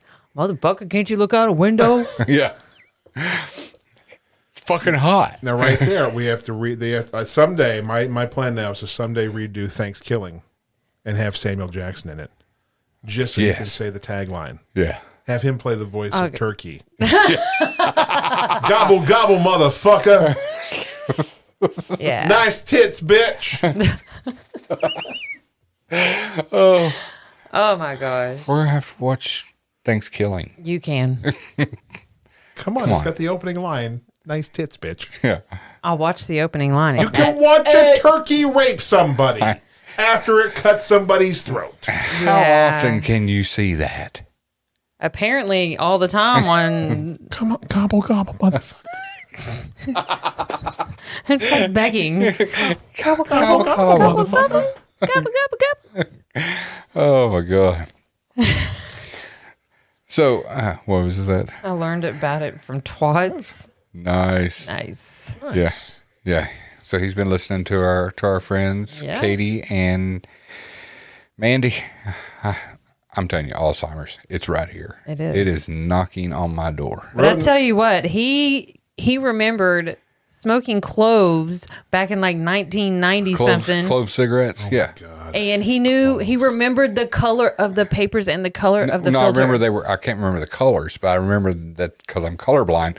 But I remember that the paper was actually colored, and the filter part was like a gold colored paper. It's like a gold color paper. Yeah. He can remember that from like the early 90s, but can he remember what, we do on a daily basis? No. Can I remember Mandy's name? No. No, apparently not. Who? Mandy? Who? What? Who? So Roden says 2016 Blair Witch, no snow but continued darkness. Had him freaked out. Turned it off the other night. Freaked out by it. Really? But I mean, think about it. All those scary movies. If you put them in the context of just wintertime. Yeah, they could all be fitting right around the same time frame as Christmas. Yeah. And what's the first thing we do at Christmas? Lights. Put the lights up. Yeah. Bright colored lights. Bright shiny shit. To me, Santa. it's not about like warding off the darkness. I'm like, ooh, that's pretty. That's me. Yeah, but what's the first thing you do? You put the lights on the tree, turn the lights off. Oh, look, turn it on. It's pretty. It's pretty, but it's not like, oh my gosh, thank God I have lights lighting out. up the darkness. Because, God forbid, I turn these lights off and, the darkness gets But me. you never know. Well, I mean... Because we do have much longer days, or much shorter days and longer nights in the winter. So we, at one point... I mean, people maybe were like, it's a subconscious thing. At one point, the people back then were like, fuck, it's fucking dark so long. We should put some lights up somewhere. Jebediah went out last night for corn. The fucker still ain't come back yet. We got to put out some lights to find Jebediah's ass. Where'd he go? You know what? I wonder if, like, instead of, like, Christmas lights back then, they tried to, like, rig candles on a tree, and then they realized it was a bad idea when the tree dried out. When it became a forest And then it fire. went If you look at some old descriptions of English Christmas trees, they would put small candles on the edges of the trees, and you would have major fires. Yeah. God. Oh, Christmas tree! Oh, fuck! Everybody out! Come on! Hurry! How lovely were your Come on, children! Get out of the house! Hurry! Quickly! Run, children, run! This was how we lost the last two last year. Come on, let's go! Scatter! Chop, Scatter let's abroad! go! Hurry! Scatter Stop, abroad! drop, and roll. Stop, drop, and Not roll. again! Every other Christmas, we burn the fucking house down. Grab the mincemeat pie. Grab the mince! Gobble, gobble, motherfuckers! Hurry up! Run! Damn it! Look, next year, no lights You on the should tree. have Just tell watered some the scary tree. ghost stories. Quit lighting the tree. You can hold the candle yourself. You forgot to water the tree. I blame you, Samuel. Jebediah, come here. It's your fault. You go out and get the next tree. And build the next house while you're at it. He won't come back this time. We're sending him out to the wolves. He's gone. Next. Ezekiel, your turn.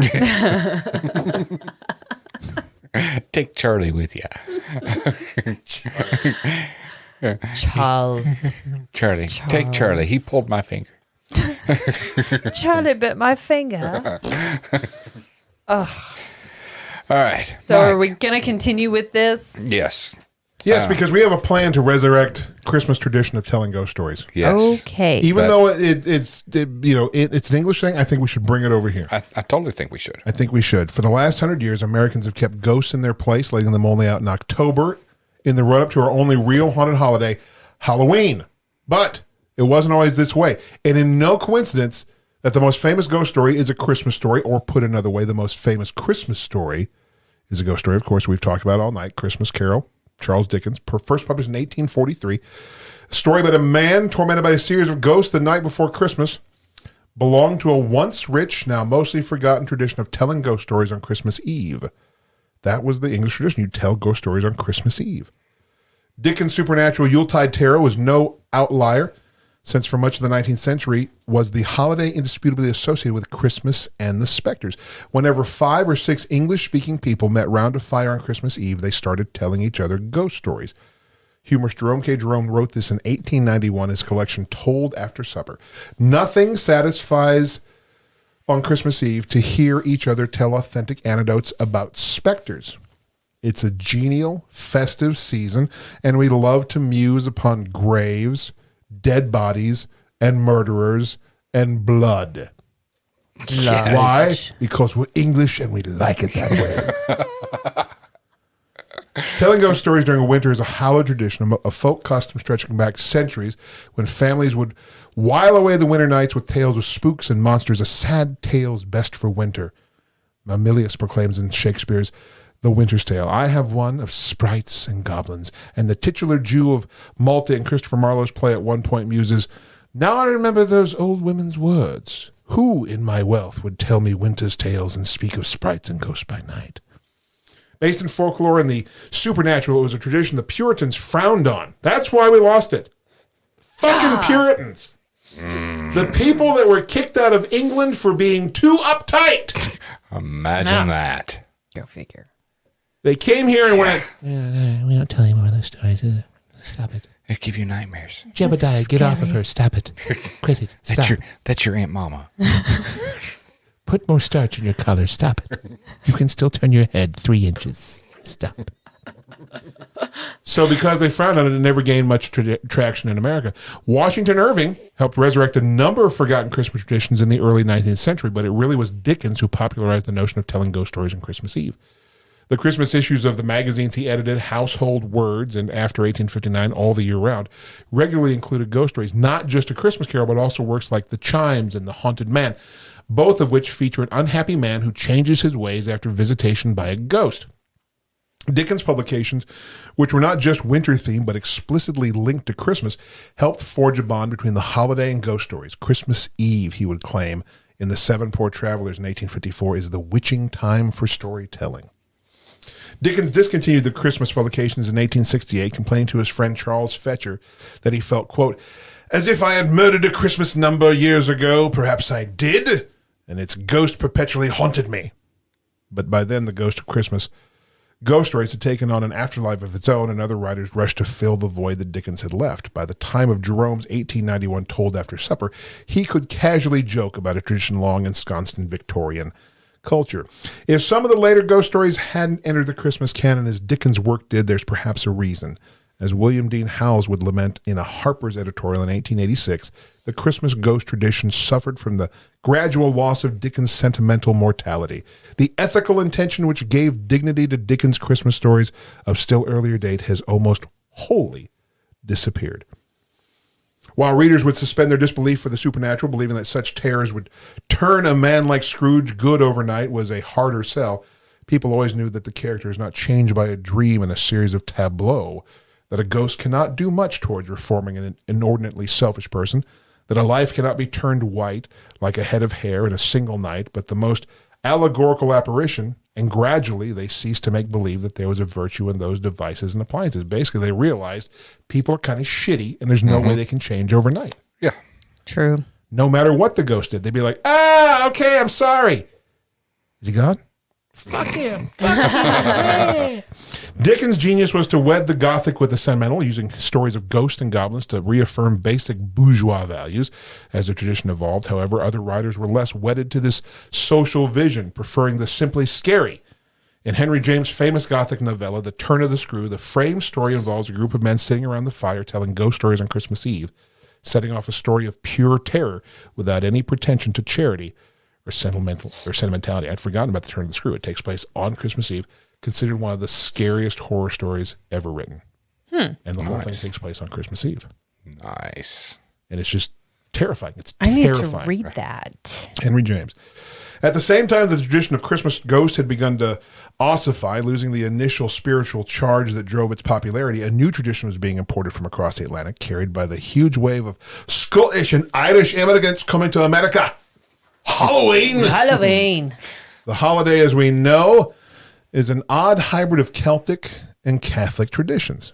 It borrows heavily from the ancient pagan holiday Samhain, which celebrates the end of the harvest season and the onset of winter. As with numerous other pagan holidays, Samhain was in time merged with the Catholic festival of All Souls' Day, which could be tinged toward obsessions with the dead, into Halloween, a time when the dead were revered, the boundaries between life and afterlife were thinnest, and when ghosts and goblins ruled the night.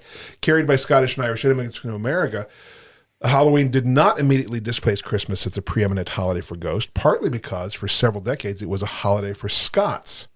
Scottish immigrants, and to a lesser extent Irish immigrants as well, tried to dissociate Halloween from its ghostly implications, trying unsuccessfully to make it about Scottish heritage. As Nicholas Rogers notes in his Halloween from Pagan Ritual to Party Night, there were efforts, in fact, to recast Halloween as a day of decorous ethnic celebration. Organizations such as the Caledonian Society in Canada observed Halloween with Scottish dances and music and poetry of Robbie Burns, while in New York, the Gaelic Society commemorated Halloween with a Snachish, an evening of Irish poetry and music.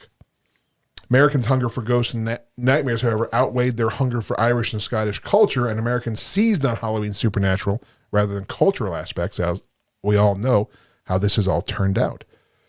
The transition from Christmas to Halloween as the preeminent holiday for ghosts was an uneven one. Even as late as 1915, Christmas annuals of magazines were still dominated by ghost stories, and Florence Kingsland's 1904 Book of Indoor and Outdoor Games still lists ghost stories as a fine fare for Christmas celebration. The realm of spirits was always thought to be nearer to that of mortals on Christmas than any other time, she writes. For decades, those two celebrations of the oncoming winter bookended a time when ghosts were in the air and we kept the dead close to us. My own family for years has invited friends over around the holidays to tell ghost stories. Instead of exchanging gifts, we exchange stories. True or invented, it doesn't matter. People are inevitably sheepish at first, but once the stories start flowing, it wasn't long before everyone had something to offer. It's a refreshing alternative to the oft-forced Yuletide joy and commercialization. Resurrecting the dead tradition of ghost stories is another way to celebrate Christmas. In his Harper's editorial, Howells laments the loss of Dickensian ghost stories, waxing nostalgic for a return to scary stories with a firm set of morals. It was well once a year, if not oftener, to remind men by parable the old simple truths, to teach them that forgiveness and charity and the endeavor for life better and purer than each has lived are the principles upon which alone the world holds together and gets forward. It was well for the comfortable and the refined to be put in the mind of the savagery and suffering all around them, and to be taught, as Dickens was always teaching, that certain feelings which grace human nature as tenderness for the sick and helpless, self-sacrifice and generosity, self-respect and manliness and womanliness are a common heritage of the race. The direct gift of heaven shared equally by the rich and the poor. As the nights darken and we head toward the new year, filled with anxiety and hope, what better emissaries are there to bring such a message than the dead? Very Nice. Yeah. You know, and while he was reading that, I was also, it popped in my head, one of your favorites, you know, that combines darkness with, you know, the celebration of Christmas. Harry Potter. Oh, yeah. Yeah. Yeah, there's demons and wizards and three-headed dogs and all this stuff in that, and also Christmas, you know. So It's my ringtone. totally. Christmas at Hogwarts. It's great. But it is, especially in Harry Potter, it's that very Victorian Dickensian Christmas where it's, you know, it's all jolly and happy and light lit candles, but at the same time you have that underlying feeling of there's something evil possibly here. Lingering. It's the eternal fight between good and evil. Oh, yeah. The Dementors. Fan-freaking-tastic. That's what it is. Yeah, so, you know, for the entire podcast, we've been talking about ghost stories and how they relate to Christmas and just scary stories and how they relate to Christmas. Well, Andrea went searching and she found another short story. Story time. So, you know, Hockey Man had requests. Seriously, if I had that as a background, that would be awesome. But Hockey Man had requests. That's Mike. No, that's Mike. That was so good. But Hockey Man had requested that Andrea do another story time. So, like before, I'll kill my mic, kill Mike's mic, and we will sit back and join you guys and listen to Story Time with Aunt Mama Andrea. Oh, how am I going to follow that up? Yeah. Tonight's story is Dark Christmas by Jeanette Winterson. We had borrowed the house from a friend none of us seemed to know. High Fallen House stood on an eminence overlooking the sea. It was a square Victorian gentleman's residence. The large bay windows looked down through the pines toward the shore. 6 stone steps led the visitor up to the double door, where the Gothic bell pull released a loud, mournful clang deep into the distances of the house. Laurel lined the drive. The stable block was disused. The walled garden had been locked up in 1914 when the gardeners went to war. Only one had returned. I had been warned that the high brick wall enclosing the garden was unsafe. As I passed it slowly in the car, I saw a faded notice falling off the paint-pilled door. Do not enter. I was the first to arrive. My friends were following by train, and I was to collect them the next day, and then we would settle down to Christmas. I had driven from Bristol, and I was tired. There was a Christmas tree roped onto the top of my 4x4, and a trunk loaded of provisions. We were not near any town, but the housekeeper had left stacked wood to build a fire, and I had brought a shepherd's pie and a bottle of Rioja for my first night. The kitchen was cheerful enough once I had gotten the fire going and the radio playing while I unpacked our festive supplies. I checked my phone. No signal. Still, I knew the time of the train tomorrow, and it was a relief to feel that the world had gone away. I put my food in the oven to heat up, poured a glass of wine, and went upstairs to find myself a bedroom. The first landing had 3 bedrooms leading off of it. Each had a moth-eaten rug, a metal bed, and a mahogany chest of drawers. At the far end of the landing was a second set of stairs up to the attic floor. I am not romantic about maids' rooms or nurseries, and there was something about that second set of stairs that made me hesitate. The landing was bright in the sudden way of a late sun on a winter's afternoon, yet the light ended abruptly at the foot of the stairs, as though it couldn't go any further. I didn't want to be near that set of stairs, so I chose the room at the front of the house. As I went to bring up my bag, the house bell started to ring, its jerky metallic hammers sounding somewhere in the gut of the house. I was surprised but not alarmed. I expected the housekeeper. I opened the door. There was no one there. I went down the steps and looked around. I admit I was frightened. The night was clear and soundless. There was no car in the distance, no footsteps walking away. Determined to conquer my fear, I walked around a little. Then, turning back to the house, I saw it. The bell wire ran along the side of the house under a sheltering gutter. Perhaps 30 or 40 bats were dangling upside down on the vibrating wire. The same number swooped and swerved in a dark mass. Obviously, their movement on the wire had set off the bell. I like bats. Clever bats. Good. Now, supper. I ate. I drank. I wondered why love is so hard and life is so short. I went to bed. The room was warmer now, and I was ready to sleep. The sound of the sea ebbed into the flow of my dreams. I woke from a dead sleep, in dead darkness, to hear. What? What can I hear? It sounded like a ball bearing or a marble rolling on the bare floor above my head.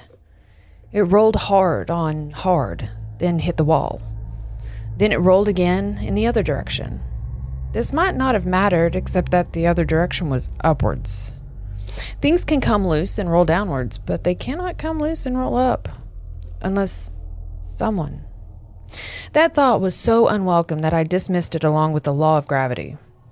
Whatever was rolling over my head must be a natural dislodging. The house was drafty and unused. The attics were under the eaves where any kind of weather might get in. Weather or an animal.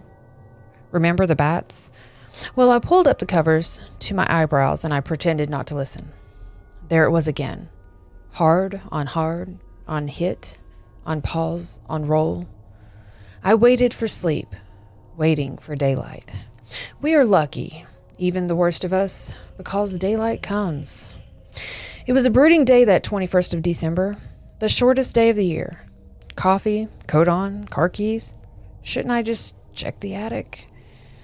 The second set of stairs was narrow, a servant's staircase. It led to a lath and plaster corridor barely a shoulder width wide. I started coughing. Breathing was difficult. Damp had dropped the plaster in thick, crumbling heaps on the floorboard. As below, there were 3 doors. 2 were closed. The door to the room above my room was ajar. I made myself go forward. The room was under the eaves, as I had guessed. The floor was rough. There was no bed, only a washstand and a clothes rail. What surprised me was the nativity scene in the corner. Standing about 2 feet tall, it was more like a doll's house than a Christmas decoration. Inside the open-fronted stable stood the animals, the shepherds, the crib, Joseph. Above the roof, on a bit of wire, was a battered star. It was old, handmade, in a workmanlike but not craftsmanlike sort of way. The painted wood now rubbed and faded like pigments of time. I thought I would carry it downstairs and put it by our Christmas tree. It must have been made for the children when there were children here. I stuffed my pockets with the figures and animals and left quickly.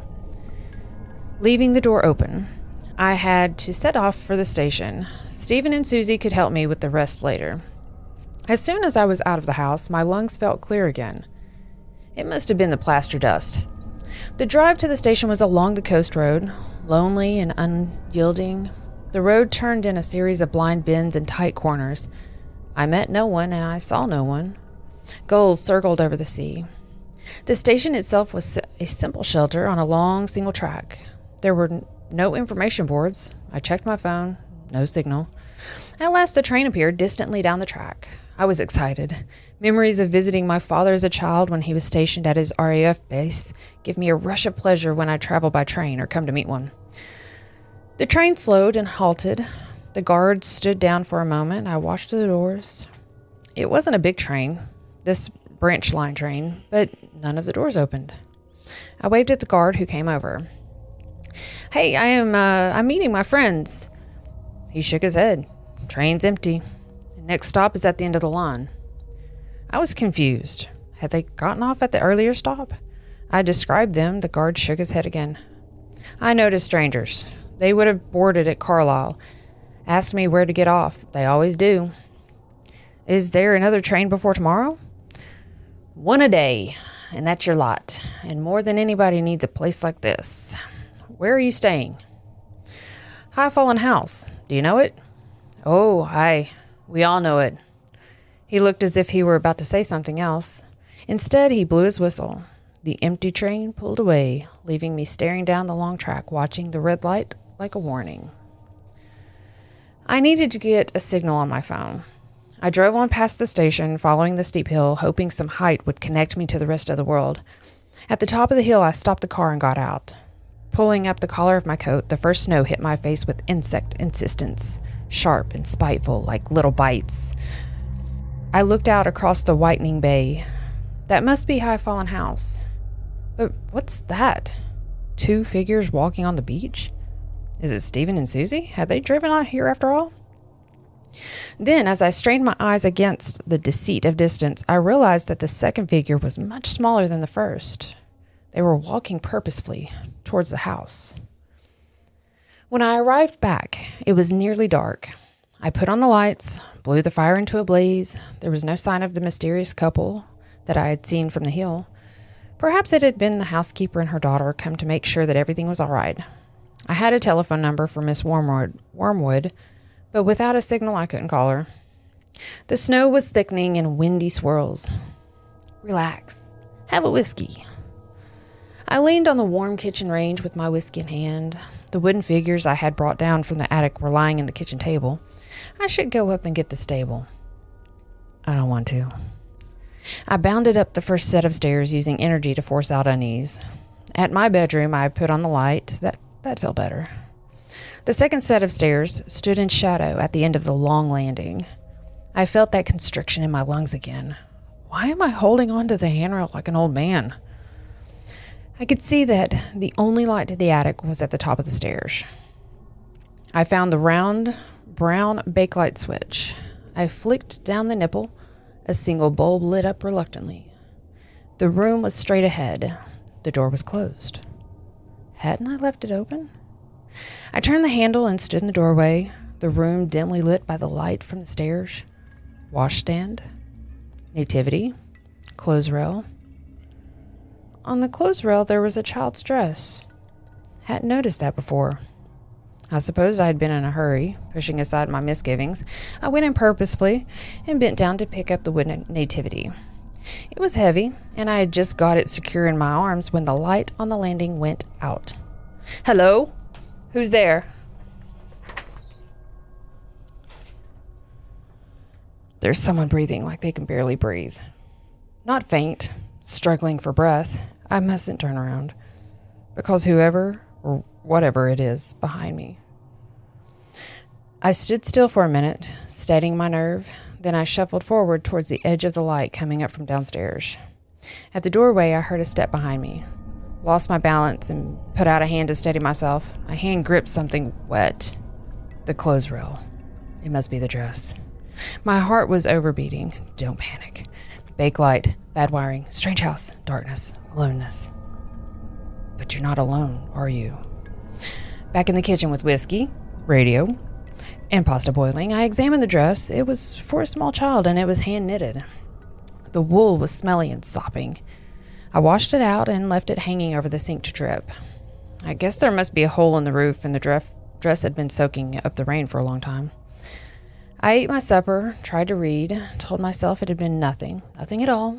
It was only 8 p.m. I didn't want to go to bed, though the snow outside was like a quilt. I decided to arrange the nativity: donkey, sheep, camels, wise men, shepherds, star, Joseph. The crib was there, but it was empty. There was no Christ child, and there was no Mary. Had I dropped them in the dark room? I hadn't heard anything fall. and these wooden figures were 6 inches tall. Joseph was wearing a woolen tunic, but his wooden legs had painted puttees. I pulled off the tunic. Underneath, wooden Joseph wore a painted uniform. First World War. When I turned him around, I saw there was a gash in his back like a stab wound. My phone beeped. I dropped Joseph, grabbed the phone. It was a text message from Susie. Trying to call you. Leave tomorrow. I pressed call. Nothing. I tried to send a text. Nothing. But what did it matter? Suddenly I felt relief and calm. They had been delayed, that was all. Tomorrow they would be here. I sat down again with the nativity. Perhaps the missing figures were inside. I put in my hand. My fingers closed around a metal object. It was a small iron key with a hoop top. Maybe it was the key to the attic door. Outside, snow had fallen, snow on snow. The sky had cleared. The moon sped above the sea. I had gone to bed and I was deep asleep when I heard it clearly.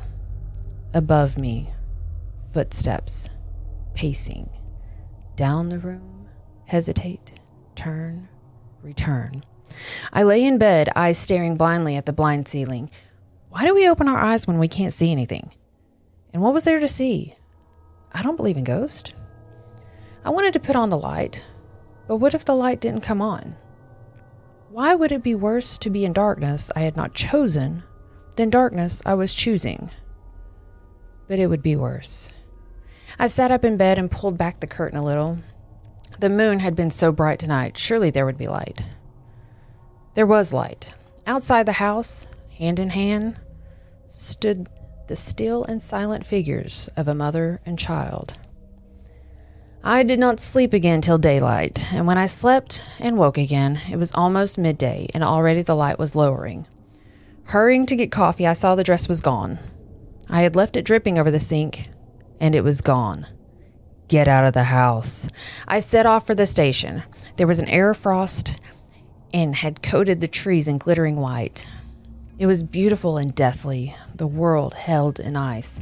On the road there were no car tracks, no noise but the roar and dropping of the sea.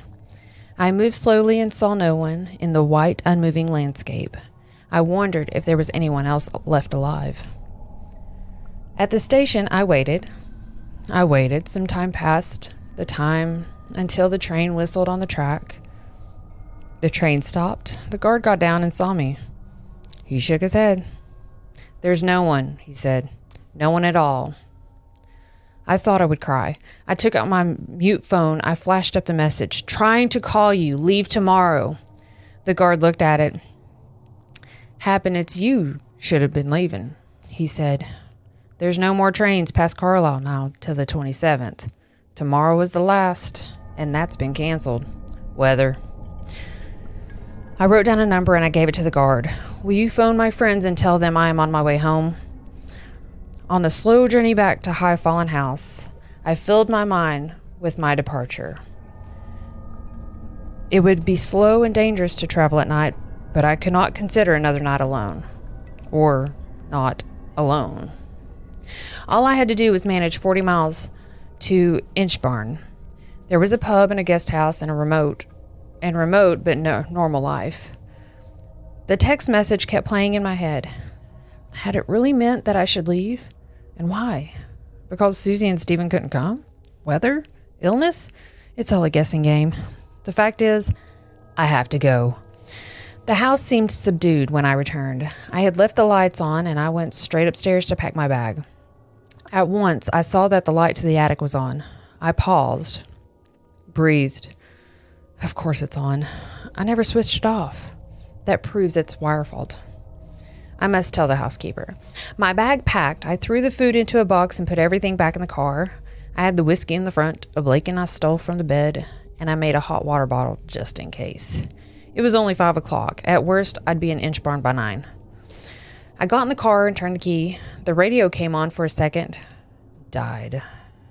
And as the ignition clicked and clicked, I knew that the battery was flat.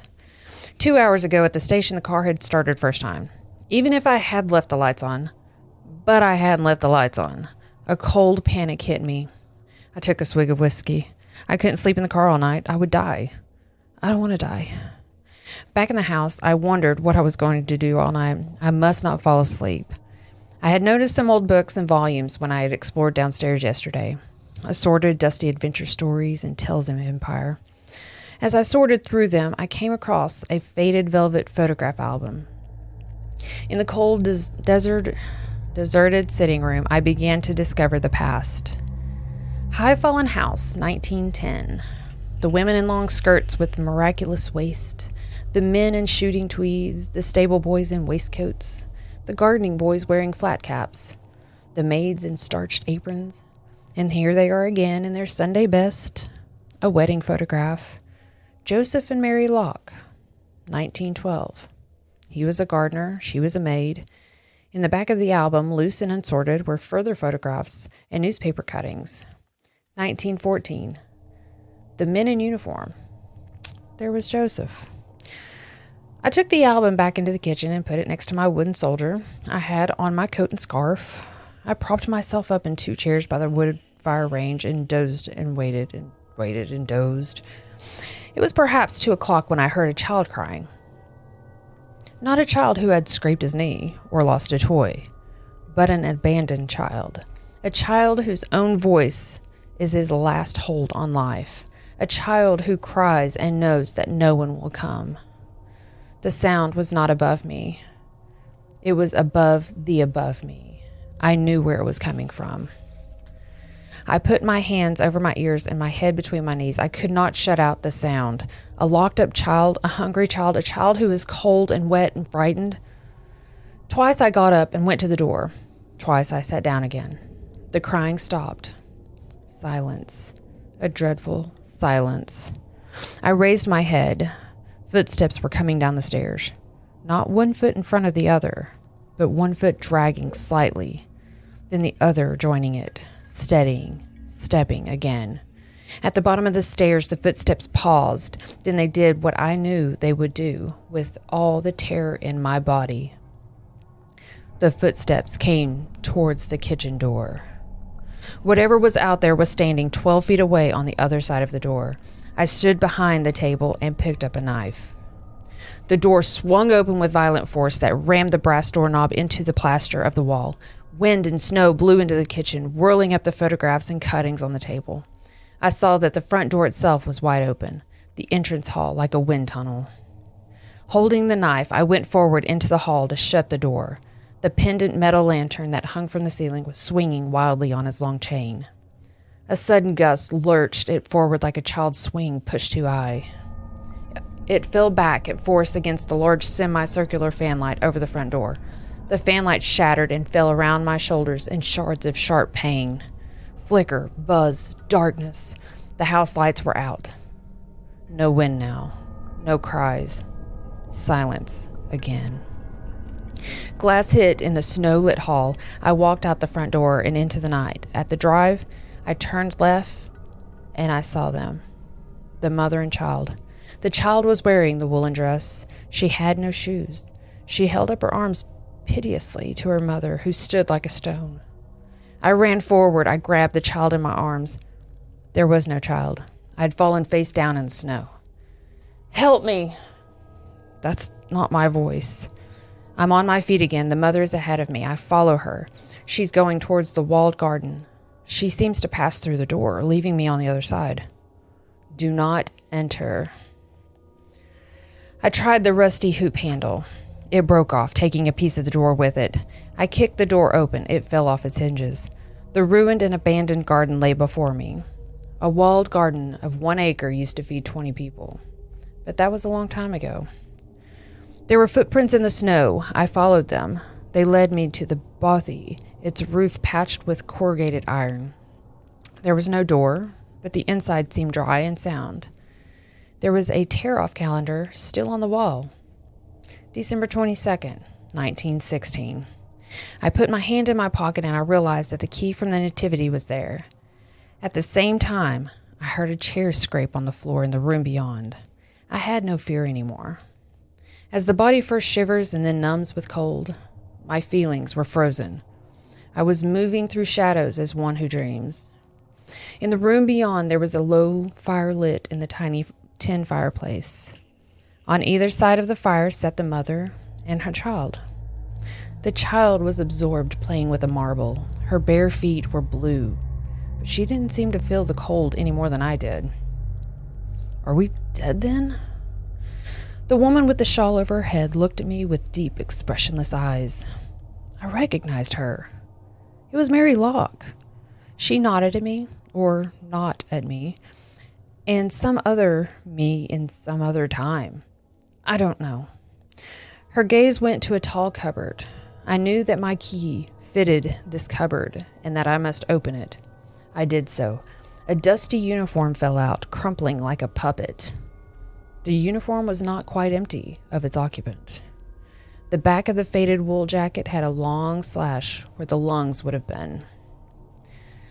I looked at the knife in my hand.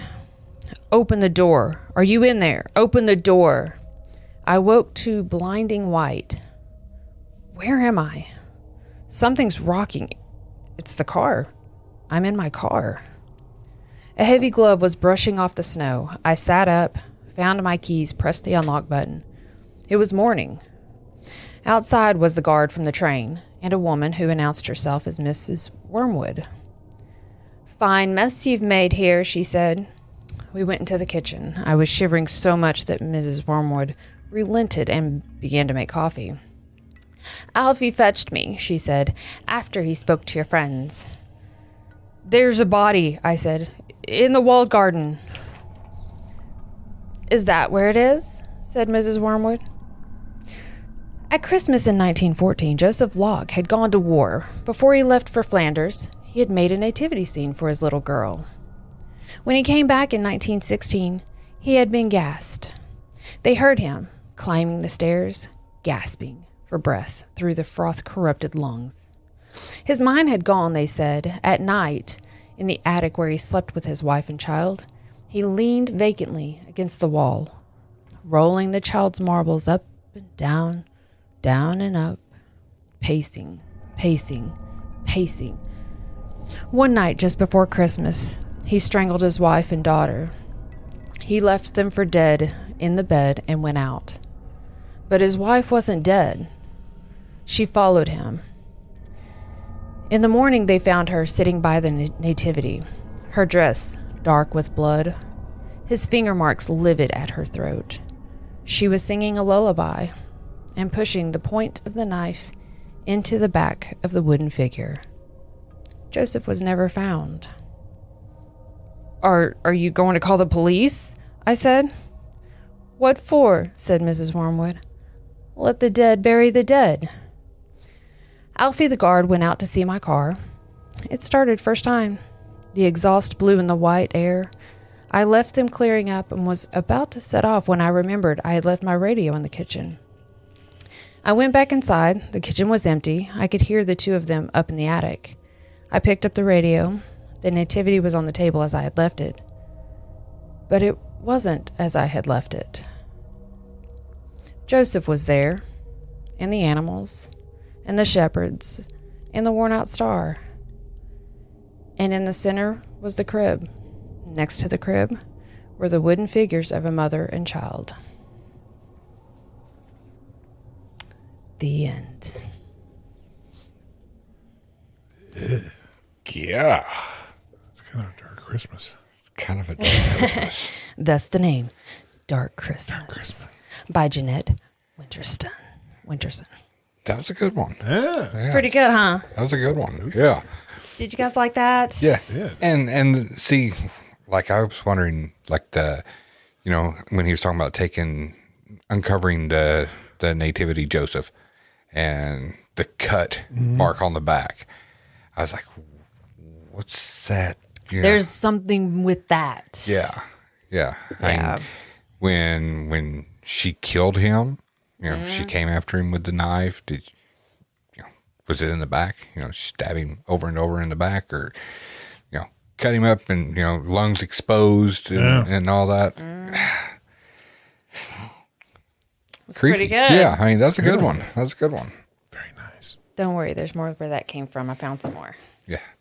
Oh, she found one by Clive Barker. Mm-hmm. A Clive Barker short story. Yeah. Yeah. I was going to do that one, but then we got on the whole Christmas topic. So I was like, Clive. Yeah. Love me some Clive. that should be a really good one. Yeah. Won't give it away though. Yeah. Maybe Don't want nobody reading it before. maybe we'll bring in the new year with that one. Hey, I mean, good. Nice. Good job. Yeah. Good job, you. Yeah. Yeah. I like reading. Words and stuff. I do like reading words and stuff. Right. That one 3.5 thumbs up. Yeah. Yay. And a gobble motherfucker. That's Sweet. right. Yes. That's what I was going for. Yes. As long as I get that.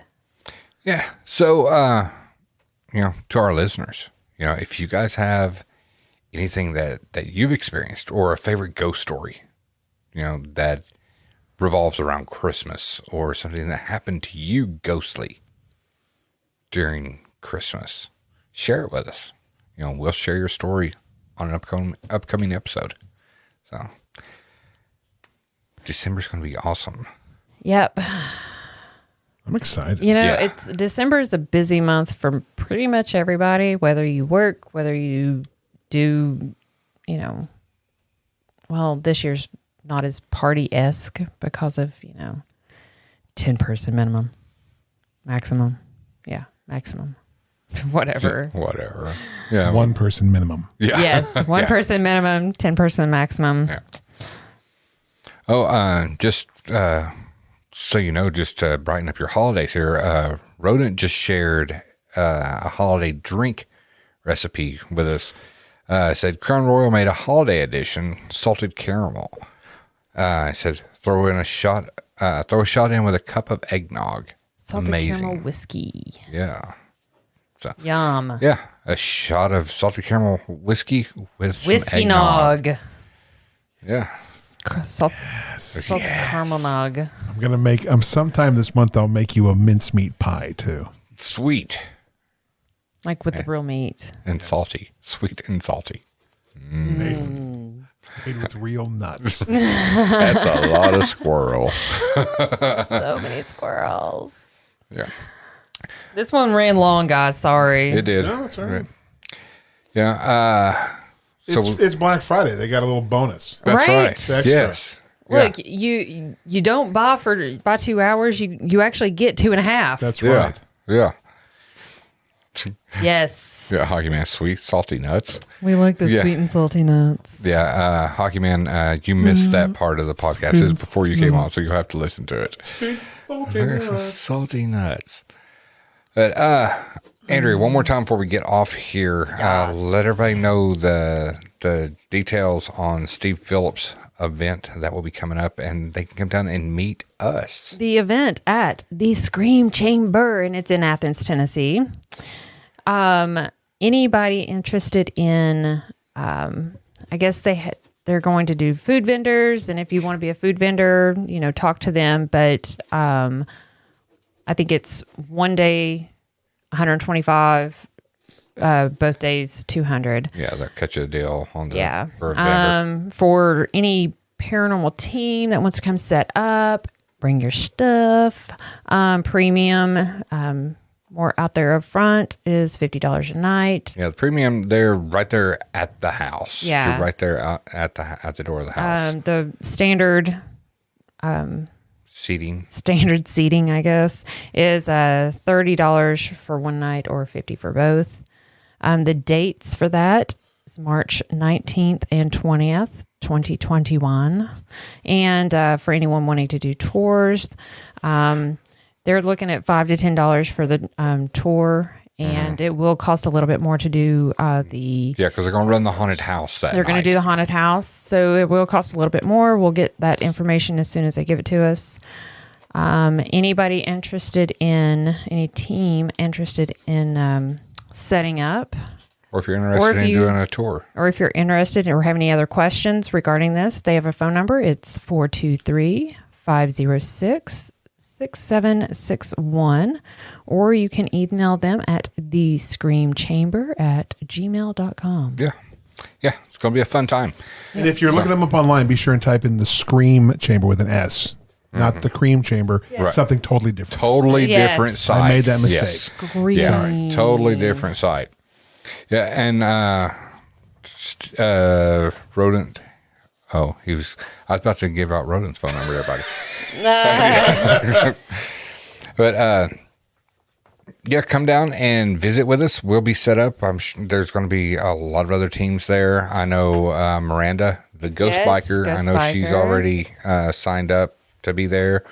I don't know if she'll be there both nights, but we will be there both nights. So come down and hang out with us. Be a good time. And also, We'll have a good time. yes, and also look forward to come to Teespring this month. A new Paratalk t-shirt. On the back will say, Mike. Gobble, gobble, motherfucker. Yes. Too bad we didn't come up with that earlier in I know. November. We're coming up with it now. Oh, yeah, we're coming up with it now, and it's going to Better late than ever, right? Yes. So check out Teespring to get your Gobble Gobble motherfucker t-shirt and represent Paratalk and have a blast. Oh my gosh. All right, guys. Crazy, y'all. We had a blast. We had a blast. Thank you, everyone, for joining and us. Mike, thank you for coming out of your dungeon. Yes. And coming and hanging out with us. Choppered in just to do this. Yeah, we appreciate it. It was You got it. fantastic. Appreciate it. You know, we may even hook you up with a piece of pumpkin pie. Yes. Yeah. Or fudge. motherfucker. Or fudge. Andrea made some cookies and cream fudge and some peanut butter fudge. Holy shit. Yes. Yeah, I did. I'm so excited. Yeah. So, It's pretty amazing. all right, guys.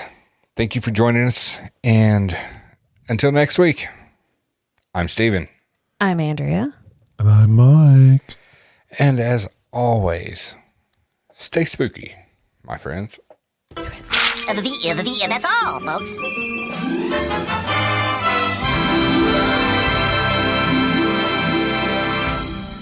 Gobble, gobble, motherfucker. You've been listening to Paratalk with the East Tennessee Ghost Seekers. If you have a question or comment about the show you just heard, or you have an experience to share, or you need to contact us concerning an investigation, feel free to email us at etgsparatalk@gmail.com or call 865-264-0448. That's 865-264-0448. We invite you to find and like the East Tennessee Ghost Seekers on Facebook, subscribe to our YouTube channel, and visit us online at easttnghostseekers.org. Thank you for listening, and we'll see you next time on Paratalk.